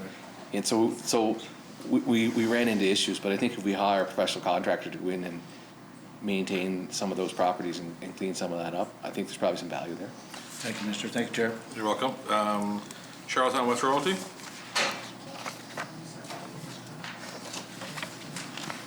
Summerside Wilmot. Thank you, Chair. Let me just bring this back up. You were speaking about wood chipping, and I was just curious if we have a sense of how many acres are being lost every year to chipping or for pulp. We don't, but it's probably significant. Like there's probably close to 30,000 tons go to the energy from waste just here on the Hillsborough River in Charlottetown every year. And I'll guess, but I'll get the exact numbers that it's somewhere in that vicinity for all the rest of the biomass units that government has. So it's significant. Summerside Wilmot. Thank you, Chair. I suppose on that, my next question would be if you think biomass is going to be a sustainable way for us to heat government buildings. Well, that's a $1 million question. As you know, the new buildings, we're the ones that are net zero, we're making them electric. So I would say in any new build, you can guarantee that our heat source will be electricity. As we look at some of these other buildings and how do we refit them and how do we move them away from the old fuel sources that they have, we'll have to look at that more closely. I mean, the whole idea at the time was how much fossil fuels were displaced by using wood. And if you look at some of the ones, if you go home and go up Beach Grove Road and look at the brand new unit that's running the Beach Grove home, it's extremely efficient as far as the output. But the sustainability part, I mean, it goes back to the earlier conversation, which is what is our goals for amount of forest. So it's sustainable if anything's sustainable if you don't have a goal. So I think that probably we need to have appropriate goals before I could give you an intelligent answer on whether or not that's sustainable. Somerset Gilman?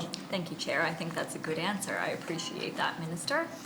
I've enjoyed this conversation so far. I'll be honest with you. That's not always how I feel whenever I'm having budget estimates, but thank you. But with me or just in general? No, this is only your first time. Fair. So my question for you, Minister, in the grant section here, it looks to me like we have $274,000 worth of grants that didn't go out at all. And as I'm looking at the book, Minister, it looks like that's been 2 years in a row. Can you help me understand what happened? Well, I think Michele probably can. Yeah. Another member just asked this question, actually. Oh, I'm sorry, I didn't hear it. So this is where our Low Carbon Economy Fund reforestation program is. However, the majority of that was used in actually the next section in planting. So although we budgeted here, the spending happened, and you'll see an overage in the field services section. Okay, honorable members, we're now at the completion of scheduled government time. We're going to transition over to opposition time. Okay, thank you. So I'll ask for adjournment.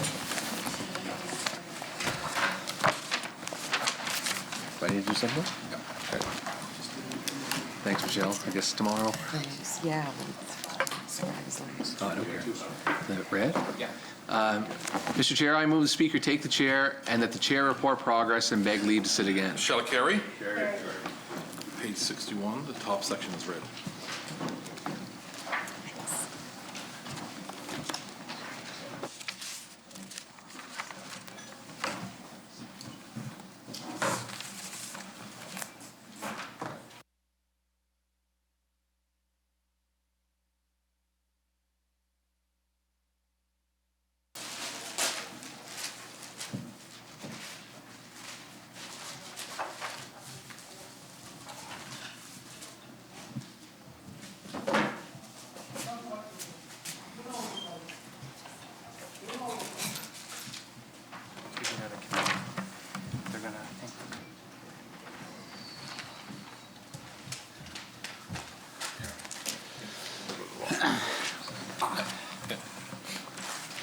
Mr. Speaker, as Chair of the Committee of the Whole House, having under consideration the grant applied to Her Majesty, I beg leave to report that the committee has made some progress and begs leave to sit again. I move the report of the committee be adopted. Shall carry.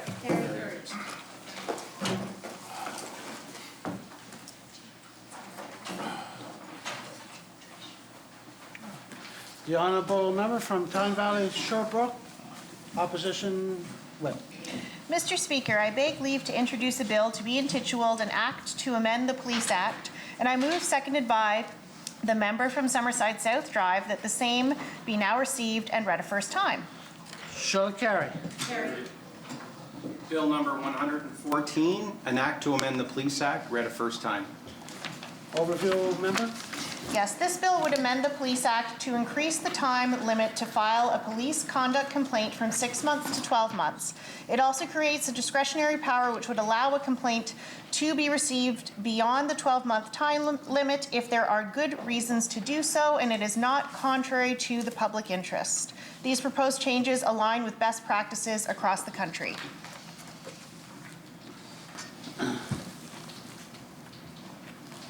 The honourable member from Mermaid Stratford, the opposition, House Leader.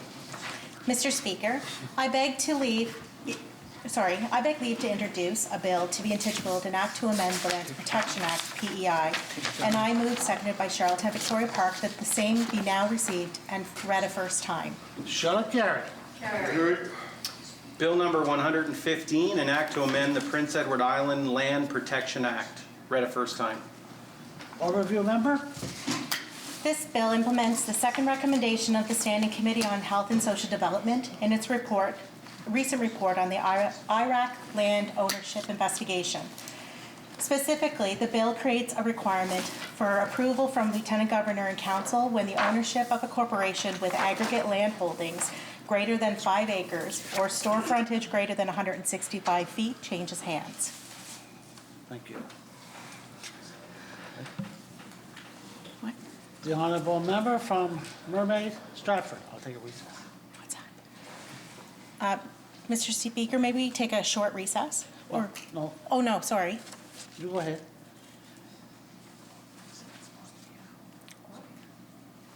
Oh, Yeah, but she's giving up her time. She's got to. what's that? Oh, sorry, Mr. Speaker, we cede our time to continue on with legislation, the Ombudsperson Act. Shall it carry? Carry. Honorable members, we'll take a 1-minute recess.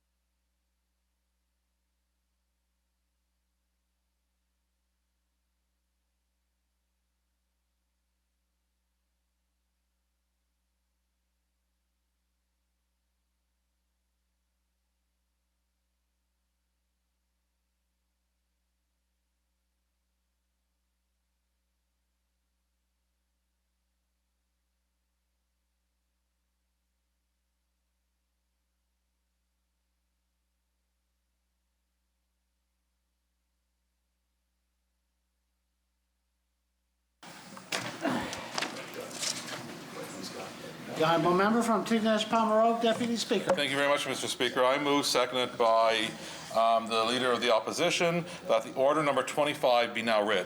Shall it carry? Order 25, Ombudsperson Act, Bill number 110, in committee. The honorable member from Tignish Palmer, Deputy Speaker. Thank you, Mr. Speaker. I move, seconded by the Leader of the Opposition, that this House do now resolve itself into the Committee of the Whole House to consider the said bill.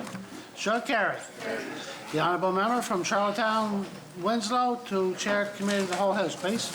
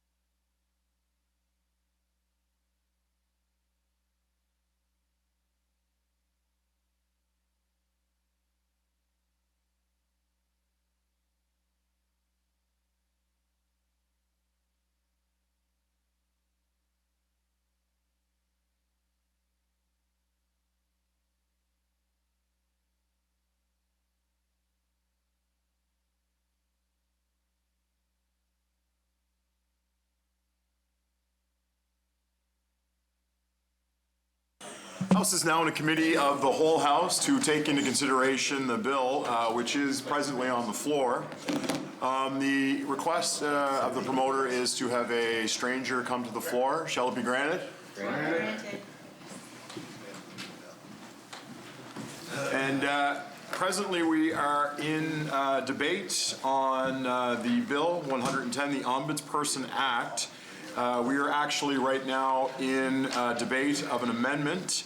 The last member to be speaking on this amendment was the Minister of Agriculture, Land, Justice, and Public Safety, and Attorney General. You have the floor. Thank you. I'd just like to ask the promoter of this amendment. When it came, I was a little shocked. I didn't know there was amendments when legislation comes from this committee. I thought this was already done beforehand, and then this amendment comes. It just caught me off guard. Why this amendment, and why did the committee not bring it forward? Leader of the Opposition. Thank you, and I appreciate the question, Minister. And indeed, bills that come to the floor through LMC, and this would be an example of that, are worked on extensively in LMC meetings. And we try very hard to work through any contentious issues that may exist with the bill, differences of opinion. And so oftentimes the bill, and I think we'll see this with other LMC bills that come forward, will not have any amendments attached to them because we managed to work through all of those differences in LMC, come to a consensus about, and of course there are three parties equally represented in LMC. And we will bring forward a bill that represents the consensus of the committee and therefore of all three caucuses. But that doesn't mean that we resolve all of the issues in LMC. For example, the Conflict of Interest Act, which is coming up later, we will be presenting an amendment to that act because we had a difference of opinion on what the cooling off period should be. So we try and resolve all of the issues. The problem, I think, the reason this took you by surprise, Minister, and I want to apologize for that publicly, is that I had circulated this very amendment to members of LMC, oh goodness, a month at least before the bill came to the floor. But we were still sort of refining the process, and there were some concerns that the amendment that I presented to LMC may not have gone through Legislative Council, and therefore they wanted to make sure that it was drafted properly. Indeed, it's come back in exactly the same form as we presented it then, but I did not give sufficient notice to members of the legislature that this amendment was coming forward, and for that I apologize. Of course, that today we're sitting here 2 weeks or a week after the fact that this amendment was brought forward, so we've all had a chance to absorb the implications of it, and hopefully we'll be able to move on, whether it's passed or not passed, but at least we've had an opportunity to properly consider it. And the reason, to answer your question, I wanted to give that context first.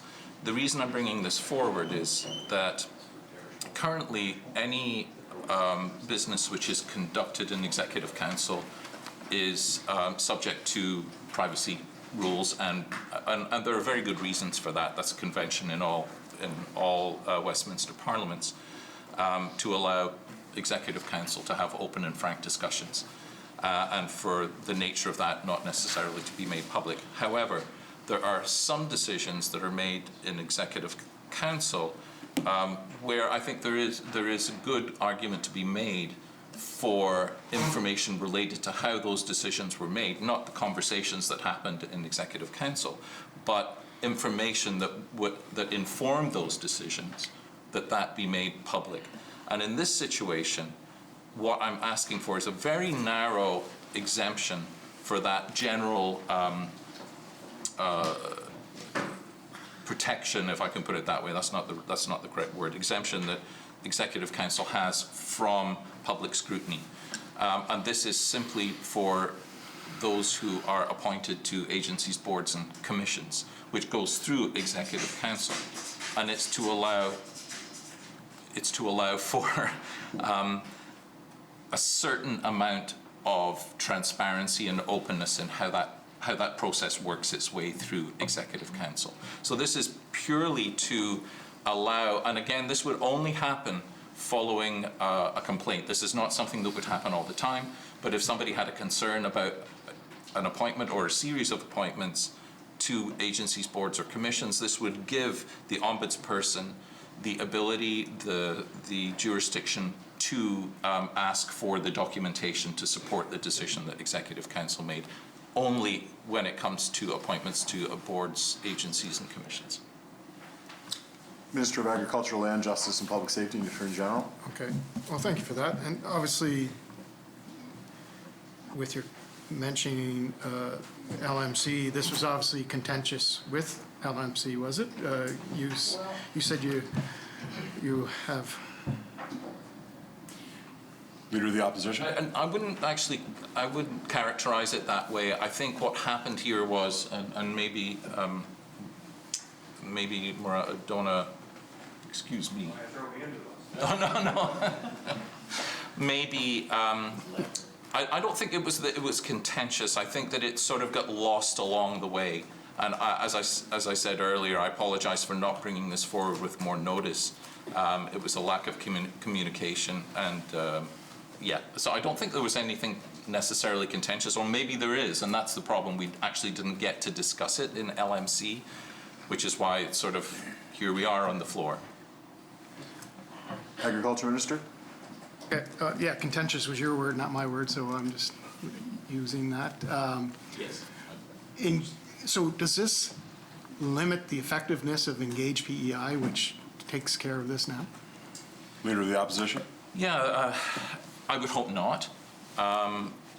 You would have just heard the exchange that the Premier and I had about the difficulty of people presenting themselves for agencies, boards, and commissions.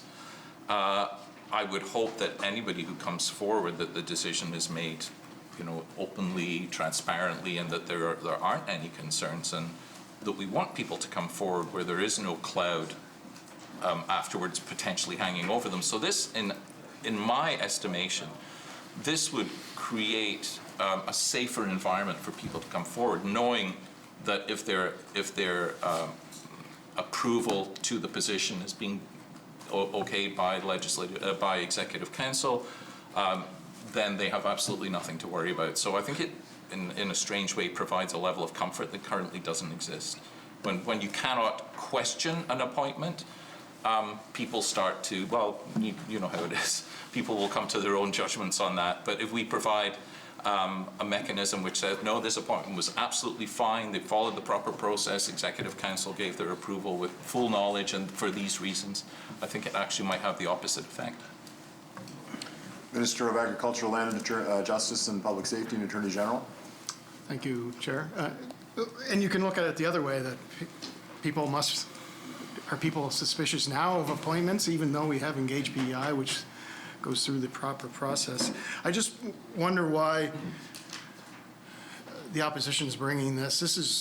Doesn't seem like an opposition bill that normally, an opposition is a government in waiting, and when a government gets elected, they have a mandate, and this kind of takes away from the ability to have any mandate, like any appointment, even though it's through Engage PEI, can be questioned.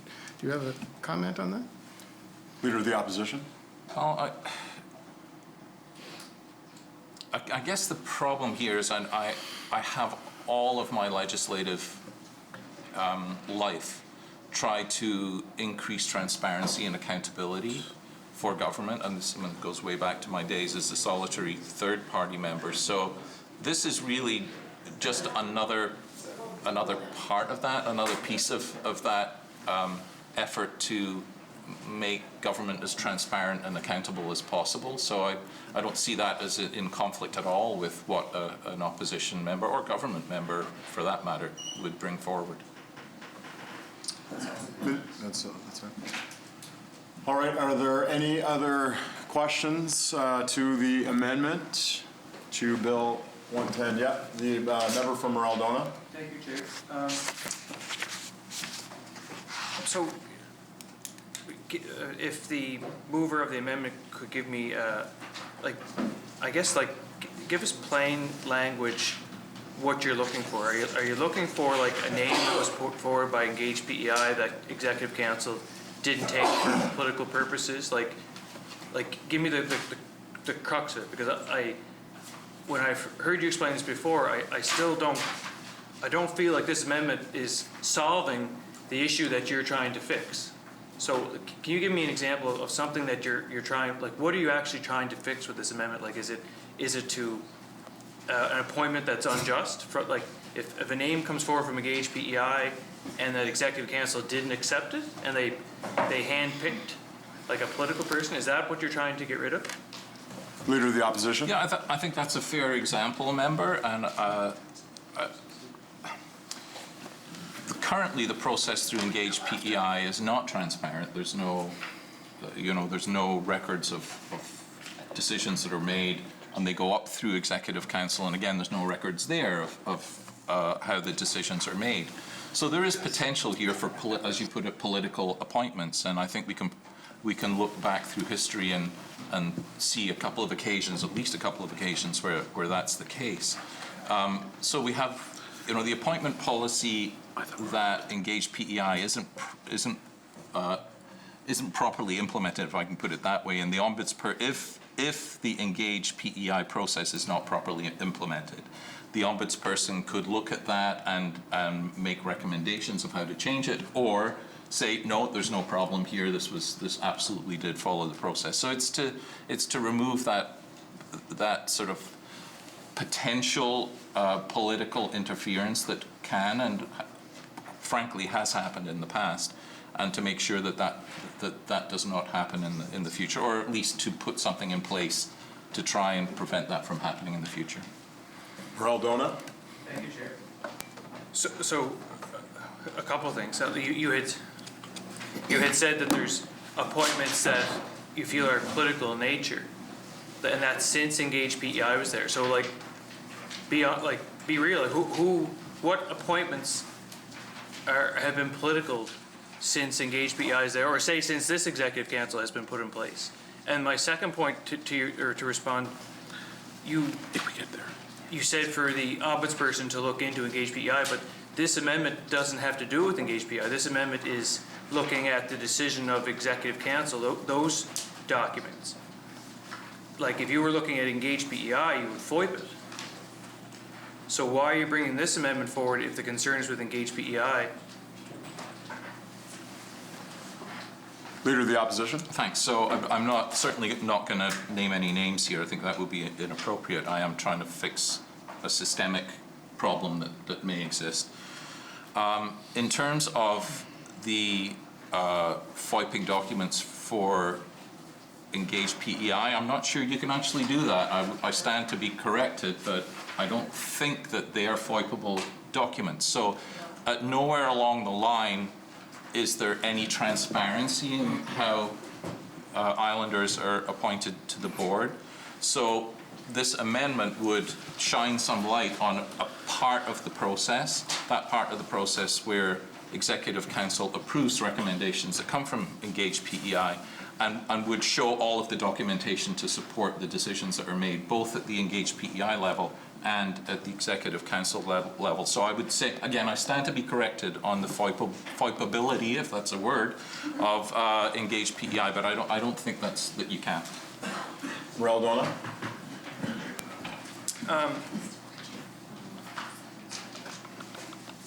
I'm just trying to, and have never been at that table to approve or to not take the name from Engage PEI and appoint a political person, which I don't feel has happened. But if that case, sorry, what was that? How would you know? Exactly right. But I'm curious to know what documentation is going to come back with this. I think you're on the right path of trying to get into Engage PEI, but I don't know if just the name that is comes up at Executive Council and is approved, that's all that the ombudsperson is going to have access to. And I go back to my first point. I feel like this amendment is not solving the issue that you have. I think if there's an issue, it would come from the Engage PEI process, not from a document that is presented at Executive Council with a name on it to say yay or no, yay or nay to. Leader of the Opposition. Actually, the amendment specifically says, it's basically you're making the point for the amendment that the documents would be available, and therefore we would be able to make sure that the policy and proper process is followed. So you wouldn't just get the name, you would get the documents, and I can't think of the terminology. Document, paper, or thing that relates to the appointment. Raldona? I think you're making my point. It's just the document that's been given to Executive Council. It's not all the all the documentation from Engage PEI that led up until this. And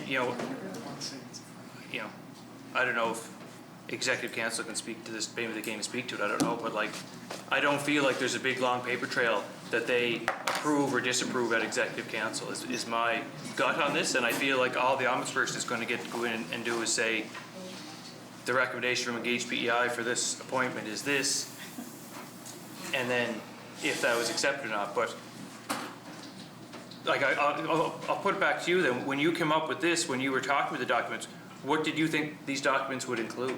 Like when you say relating to, where is it here? The production of the document or paper or thing that might involve the disclosure. So what did you envision that document, paper, or thing to be? Leader of the Opposition. So currently there is no effective oversight of appointments to ABCs. And I guess this was an attempt legislatively to provide some sort of oversight. Whether or not this is the best way to do it, I don't know. Maybe making Engage PEI process voidable, although I don't know. This was what we thought would be something that could bring a level of transparency and effective oversight that currently doesn't exist. Raldona. Thank you, Chair. Yeah, like I don't have any problem with the ombudsperson coming in and seeing it. I still don't see how this is solving the issue that I think you're actually trying to get at. But I'm good. I don't have any problem with the amendment. Leader of the Opposition. No comment.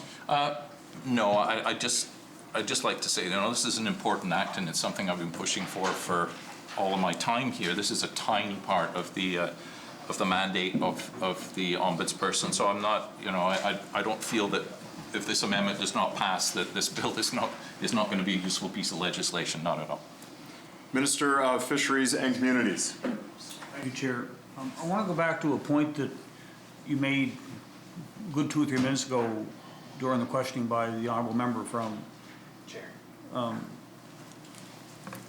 You alluded to the fact that you don't think the system is fair, or words to that effect. I'm sort of wondering if you can explain how you don't think the current system is fair or transparent, or is there any examples? Leader of the Opposition. Okay, so I think we need to distinguish fair from transparent. I certainly didn't say fair. I just said that there is no transparency and therefore no effective oversight on the process. And this is one way that we can bring some degree of oversight on appointments. I did not say, and I certainly did not even infer that there's no fairness here. Minister of Fisheries and Communities. Thank you, Chair. So how do you, I'm trying to understand this, why do you think there's no oversight within that group or them staff members? Leader of the Opposition. When I say oversight, I mean public oversight, the ability of islanders to see appointments that are made and the reasons for that. Minister of Fisheries and Communities. So is there any appointments that have been made that you feel there should have been more oversight towards? Leader of the Opposition. As I said when Raldona brought this up, I'm certainly not going to name names here, but I think we need to create the most transparent, most accountable systems that we can throughout government so that people have trust in government. And that's really all this is an attempt to do. Minister of Fisheries and Communities. From that statement, I take it to believe then that you think that appointments have been made that shouldn't have been made. Leader of the Opposition. I'm not going to respond to that. Minister of Fisheries and Communities. Well, I think it's very important to respond, Chair. I think that if we're debating a bill on the floor and it's causing me concern of what you're alluding to here, you're alluding to me, as far as I'm concerned, that there's people who have been appointed that you feel should not have been appointed. And I think that should be a concern. So is this what you're alluding to? Leader of the Opposition. What I'm alluding to is that I want to create the most transparent, accountable system we can. Minister of Fisheries and Communities. Thank you, Chair.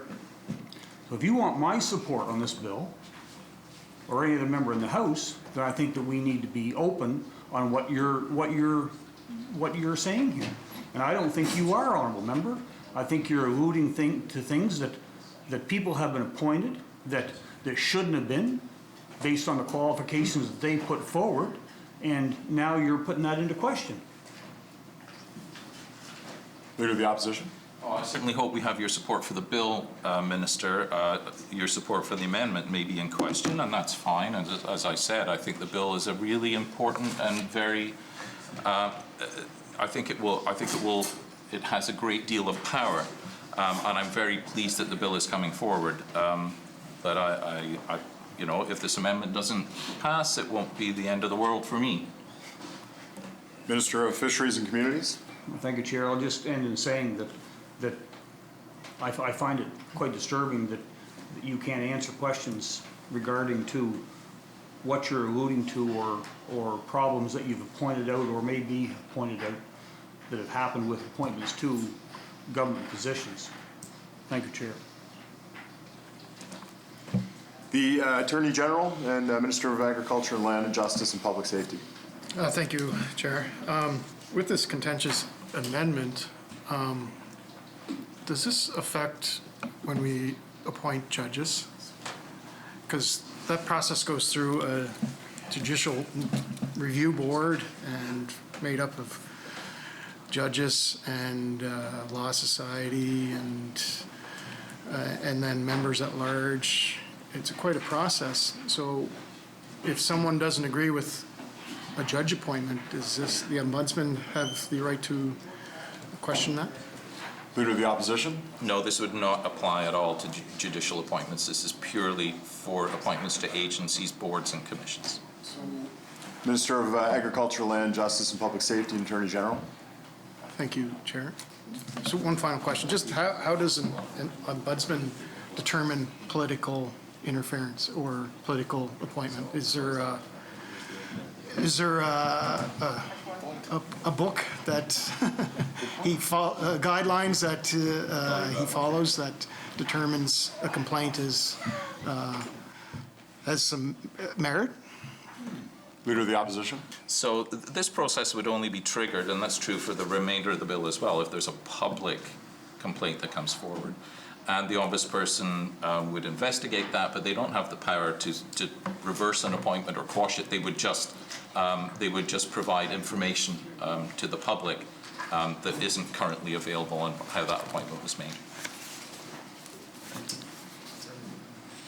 Minister of Environment and Climate Action. Thank you, Chair. So an ombudsperson basically is there to investigate complaints by the public against government, and I think it's probably a little. I don't necessarily disagree with the amendment, but I think it's a little unfortunate that you turn the conversation about the ombudsperson will be getting complaints about somebody who gets paid $100 a meeting to go to sit on a board for government. So this isn't somebody getting appointed to a $150,000 a year job. This is in some cases they probably don't even make $100 a meeting. So I kind of want to ask a question. How can the member explain how the process works at Executive Council now? Leader of the Opposition. I have no idea. Minister of Environment and Climate Action. Clearly by the bill, whether you're amending, you don't have any idea how these things come forward. What type of information do you think each cabinet member has in front of them when this decision is made? Leader of the Opposition. I have no idea. Clearly by this amendment, he doesn't have any idea what we have in front of us. I think that sometimes over there, they think that cabinet that meets every Tuesday morning sits around and makes 50,000 decisions on how government runs, and then next Tuesday does it again. And I think that the lack of understanding how government operates is on display over there today. So, I mean, I guess what I'm saying is, whether this passes or not the ombudsperson isn't going to have access to any more information than they already have access to. Everything I get is printed in the order OCI that's online. Everything that I would see is on the OCI. I don't have any other information presented to me because we all trust that the work of the engaged PEI is honest and fair. So it comes to us. I think that there's been in my opinion, a real, I would almost call it borderline attack on the civil servants in government this session, that people in the civil servants are doing something untoward, or that they're I don't know, it just seems like every time there's something comes up, it's like these civil servants, I don't even know who does this work, but I know that I'm glad that they do it, and I'm glad that it's not a bunch of politicians rooting up people to sit on these boards. But I feel like this amendment is saying that person who just comes to work for government and tries to sift through resumes and match people up appropriately, and in a very few instances, as the Premier mentioned earlier, gets a file sent back because they're not represented well enough geographically or gender, or any number of things that, and I've only seen it happen once or twice, that those people are somehow gaming the system to put people in to make $100 a meeting 4 times a year. Some of them don't get paid. And some of them don't even, some of them don't even get paid. So I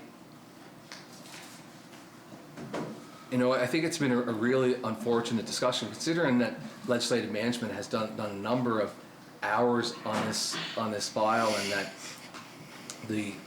this is going to be a big job, and this is going to be an important change for all Islanders, and it does bring real transparency. It's unfortunate when members with the lack of information make amendments to bills on the floor here who don't understand how the basic principles of government work. You know what? You had asked me in the hallway, I would have told you. If you had asked in legislative management, I would have told you, the meetings that I went to, what is presented in front of us. And any member who sits in cabinet knows we don't get a list and here's 100 names, pick 4, and then we argue for 4 hours and drink 6 or 7 pots of coffee and take a break through it all. And cabinet only lasts an hour and a half. Like, we have a lot of things that have to go through and be taken care of in any one meeting. This isn't like the old poll chairs meeting deciding who gets fired and who go take the plow out of his yard on election night type of stuff. This is, anyways, I don't care. I'll do whatever the rest of the House has in mind for this amendment, but it does absolutely nothing for transparency, 0. So I'll vote for it, but I wouldn't want to give anybody false hope that this is going to produce anything more than what the OCI produces every week when it's posted online. Leader of the Opposition. I don't have any response to that. Thanks. So I don't have anyone else. The Honourable Leader of the Third Party. Thank you. And I apologize, I missed some of the first part of this amendment, but going through it, if it just gives the Ombudsman the jurisdiction to check and see if something happened and nothing can happen out of it, what's the purpose of it? And number 2, to the Honourable Minister's comments just a minute ago, from my time in Cabinet, a lot of the names come forward based on the committee.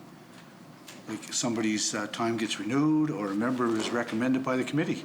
It's not done by cabinet, like the minister said, you don't pick 4 names out of 100, you get recommended. So I just wanted to add that. Thank you. Leader of the Opposition? Again, I'm no response, Chair, thanks. All right, I think everyone has spoken on this, so I will ask the question, shall the amendment carry? No. I'm sorry, honorable member, your amendment has been defeated. So we will go back to the original act without amendment. Is there anyone that would like to speak on the original act without amendment? No one? Oh, sorry, leader of the third party? I'd just like to say, as a member of the Legislative Management Committee, a lot of work went into this. I thank the leader of the opposition and the members that were on that committee. And it was a pleasure to be on it, and it's something that people in PEI have been lobbying for a long time. And thank you, Chair.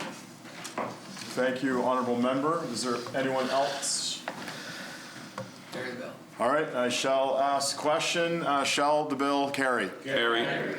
Shall the schedule carry? Carry. Carry.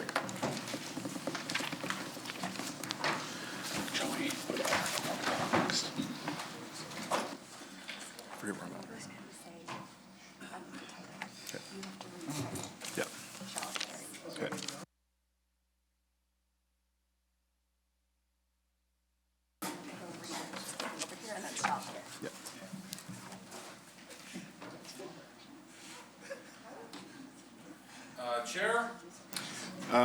Wait, no, sorry. I move the title. The Ombudsperson Act. Shall it carry? I move the enacting clause. Shall it carry? No. Oh, sorry. Being enacted by the Lieutenant Governor and the Legislative Assembly of the Province of Prince Edward Island as follows. Shall it carry? Carry. Mr. Chair, I move the Speaker take the chair and that the chair report the bill agreed to without amendment. Shall it carry? Shall it carry? Carry. Carry.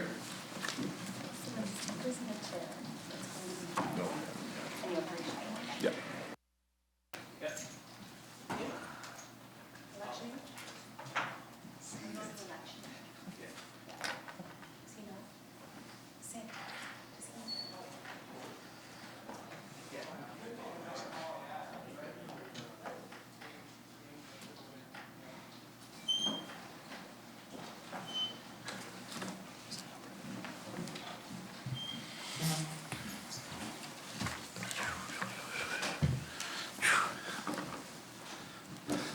Mr. Speaker, as Chair of Committee of the Whole House, having had under consideration a bill to be entitled the Ombudsperson Act, I beg leave to report that the committee has gone through the said bill and has agreed to same amendment without amendment. I move that the report of the committee be adopted. Shall it carry? Carry.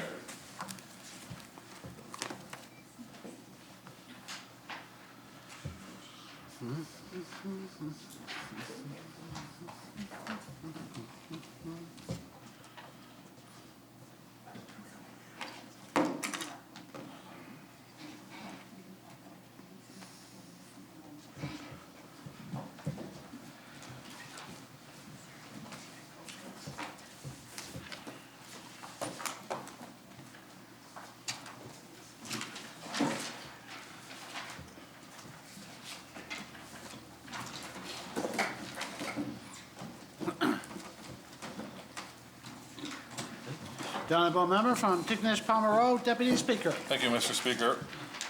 I move, seconded by the leader of the third party, that order number 28 be now read. Shall it carry? Order 28, an act to amend the Election Act, Bill number 113, ordered for second reading. The honourable member from Tignish Palmer Road, Deputy Speaker. Thank you, Mr. Speaker. I move, seconded by the leader of the third party, that this House do now resolve into a committee of the whole House. Oh, sorry, be read a second time. Shall it carry?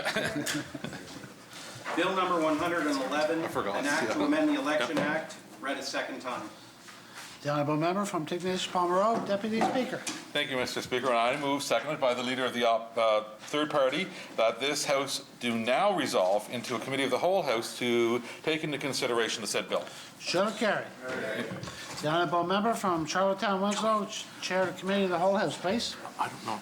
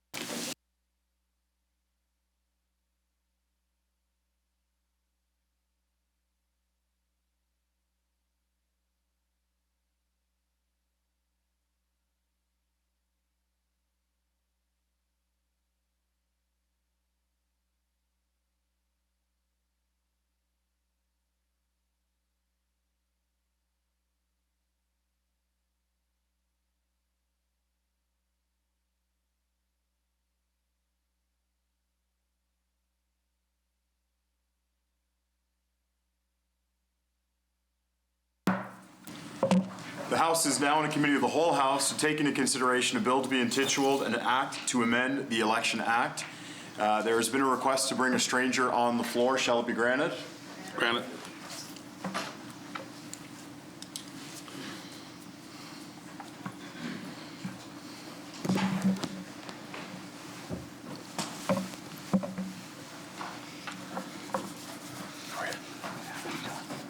Good afternoon and welcome. Could you please say your name and title for Hansard? Tim Garrity, Chief Electoral Officer. Thank you. Would the promoter care to start with a general statement with regard to the bill's intent? Actually, I did do that on first reading, but I'll actually see if the witness would want to say a few words prior to. Sure. Thank you very much. I appreciate that. Thank you for the opportunity here today.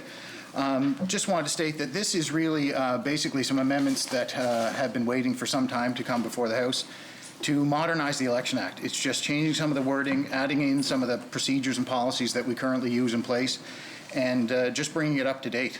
So it's just something that had been around since the 2015 election, when the CEO at the time then put forward some recommendations. So we're just continuing on with that. Thank you very much. Is it the wish of the committee to read the act section by section or open it up for questions, general questions? General questions, perfect. Is there anyone who has any questions?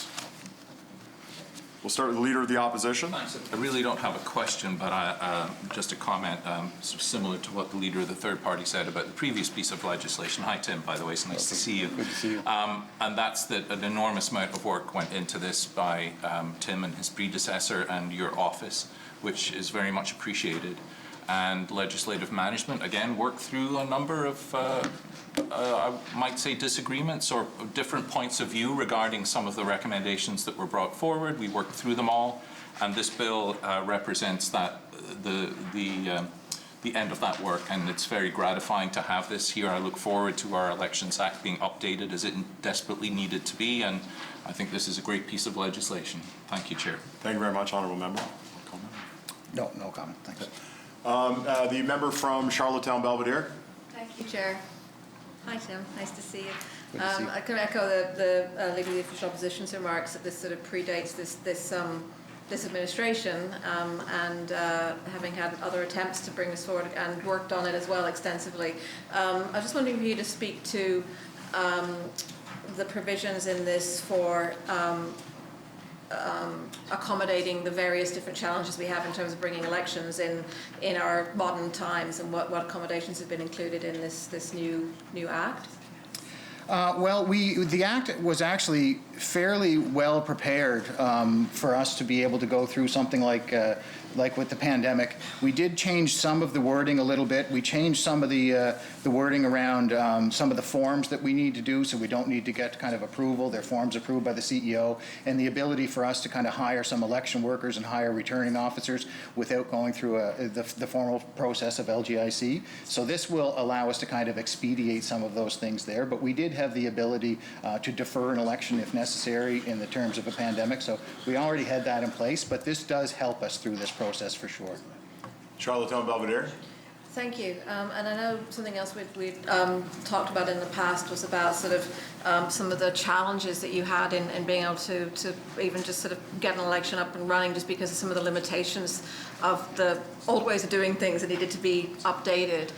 So this act provides that more flexibility in terms of being able to turn around, for instance, voter lists and getting officers in place and so on. Is that correct? Absolutely. It changes some of the timelines. It deals with the confirmation process, which was a major hurdle of something that we had to deal with every time that we had an election. So it changes some of the parameters around the requirements for doing that. And with our permanent list of electors, there really isn't as much of a requirement for that. So it helps out with that process for sure. And then again, in the hiring of the election workers, it depoliticizes that, puts the onus back onto our office as well. Of course, we'll reach out to all the parties and everybody involved to get the workers that we need. But it does give us that flexibility and freedom to be able to work better for sure. Charlottetown Belvedere. Thank you. And I think that was one of the pieces that had been raised was kind of to have that flexibility so that it wasn't completely being driven by lists coming from parties, and that's really important to have, like we've talked about, objectivity in there. I guess the other question I wanted to talk about was we have had some challenges in the past with the electronic access to information, and including on election nights and so on. Has that something that's been has that been adequately addressed for your department in terms of resources? And is there anything in this act that will help with that going forward? No, this has been addressed with this act as well. It talks about some digital access to some of the information that we'll be able to do. There will be some privacy agreements that will need to be looked at by the political parties in our office to make sure that everybody's on board and has an agreement with that. But this does address things like that, and we're well able with this with these amendments to go forward for the next election. Charlotte Belvedere. No, that's really great to hear. I mean, we're to be able to have legislation come forward that addresses the specific issues that we've experienced sort of time after time, and know that we can actually put something in place that can change those is really positive. So thanks to your office for the work on this and your patience. And there's no further questions from me, Chair. Thank you. Thank you. Leader of the third party. Thank you, Chair. Thanks, did a great job on Compass the other night. Thank you very much. And I just want to say, it certainly, it was time-consuming on this committee with this, but it was a learning curve. And I want to thank you for all you did and the opportunities you gave our caucus for briefings. And, thank you. As we knew, things had to change, like everything, it was an outdated act. And I'm sure you learned a few things through the by-election and with the few municipal elections. I'm sure enough, well, you didn't bring any amendments today, so I guess things went okay with the municipal election. So I just want to thank everybody involved and thank you, and look forward to this going forward. Thank you, Honourable Member. The member from O'Leary Inverness. Just a couple of questions. I wasn't on that committee, so I might be not as up on this stuff, but one of the issues that I guess I encountered in the legislature a while back was the tie vote issue. So what have we done on the deal of a tie vote? My understanding was a coin toss. It still remains a coin toss at this time. O'Leary Inverness. So, but the other question I'd have on that, so as the returning officers, they're not able to vote in each district, correct? These amendments give them that right to vote again. It does. The only two people that will not be allowed to vote with these new amendments are myself and my deputy. O'Leary Inverness. So why wouldn't we have the returning officer cast a vote to break the tie in case of a tie? Well, the entire premise of the election is based on a secret ballot. And if you're breaking a tie, the returning officer then they show their cards, essentially. They would be leaning one way or the other. That's not fair to the returning officer. It really isn't fair to the candidates. If that person has political ties in one way or another in their life, they could just vote in that direction. Now, a coin toss is used. Some jurisdictions do a runoff or a by-election. Some jurisdictions, they actually draw names, is something that is done as well. So there are some different things that are out there, but the one that still remains in our act at this point is the coin toss.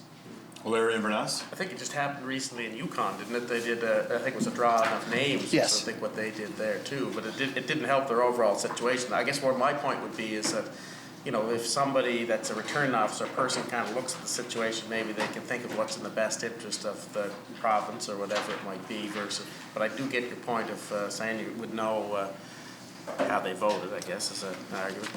Another question there, Chair? Yep. One that has here, qualified election poll workers. The chief electoral officer may designate election officers' positions to residents who are between the ages of 16 and 18. I would certainly get that if the Election Act voting age was 16. So what's the rationale behind dropping that to 16? Well, in bringing forward technology that we use at the polls now and bringing forward more computers, and we have the scanners, we have printers, there needs to be wireless setup and things like that at the polling locations.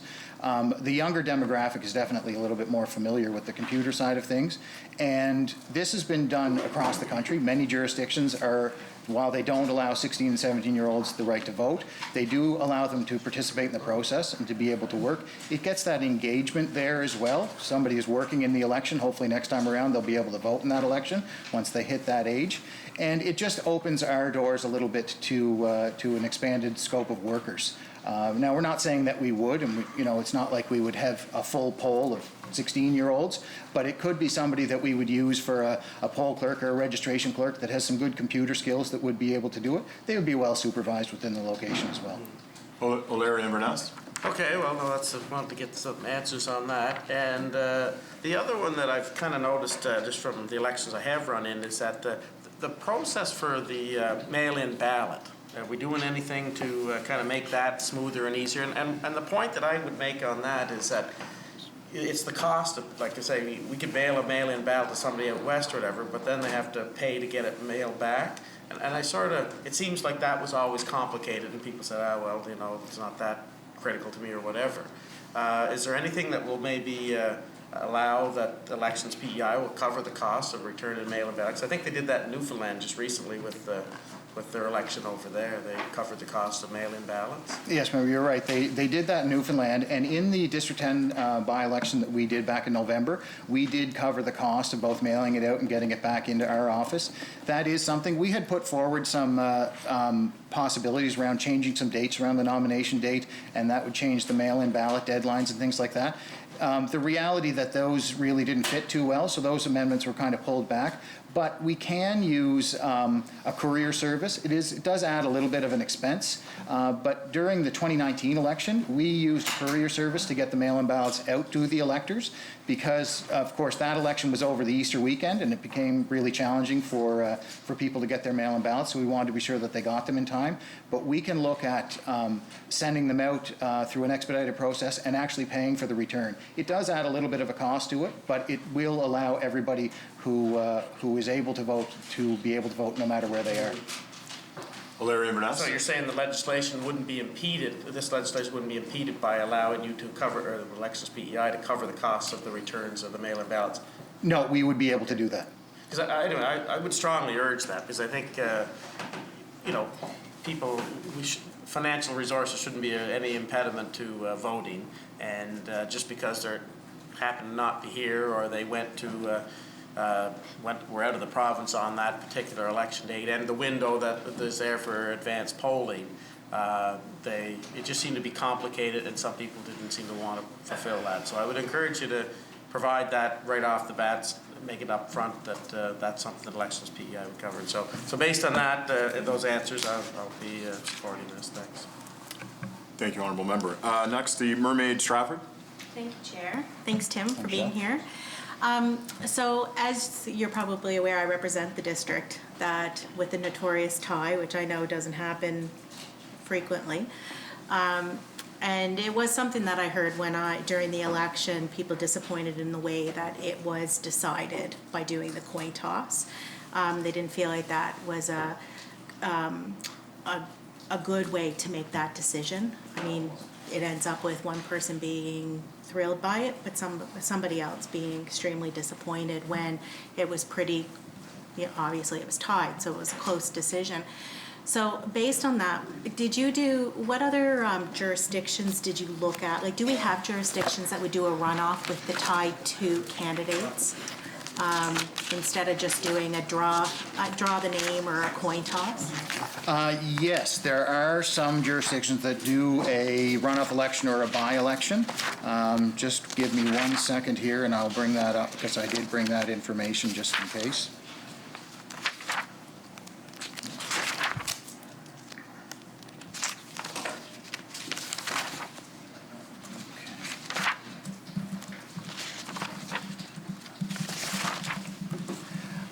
So there are some jurisdictions that do a runoff election or a by-election that would happen, and some of them, Elections Canada, Elections Ontario, Elections BC, Elections Nova Scotia, they'll do a by-election that takes place. That is something that we're willing to look at. We can do a little bit more of a deeper dive into a jurisdictional scan and see.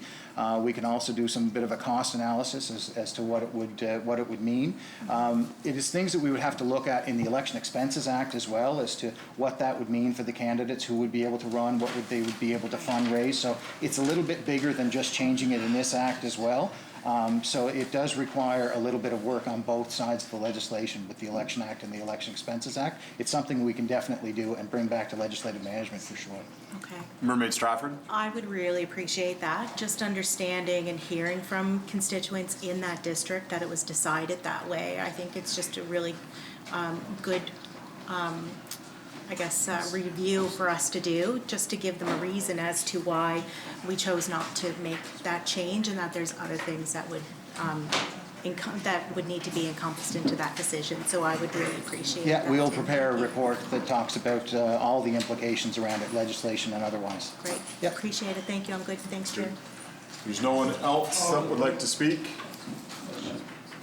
I call the question, shall the bill carry? Carry. Shall the schedule carry? Carry.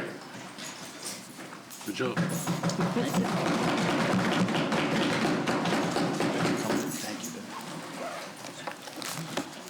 Thank you very much.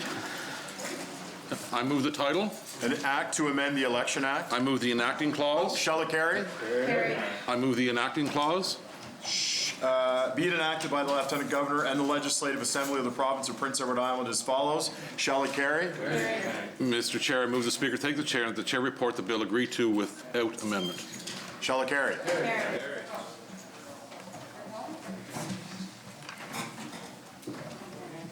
No. Oh, thanks, Steve. Oh, yeah, that's right.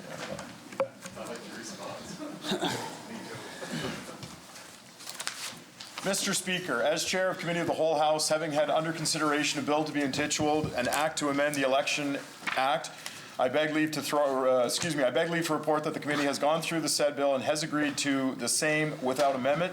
I move that the report of the committee be adopted. Shall it carry? Honourable members, the hour has been called.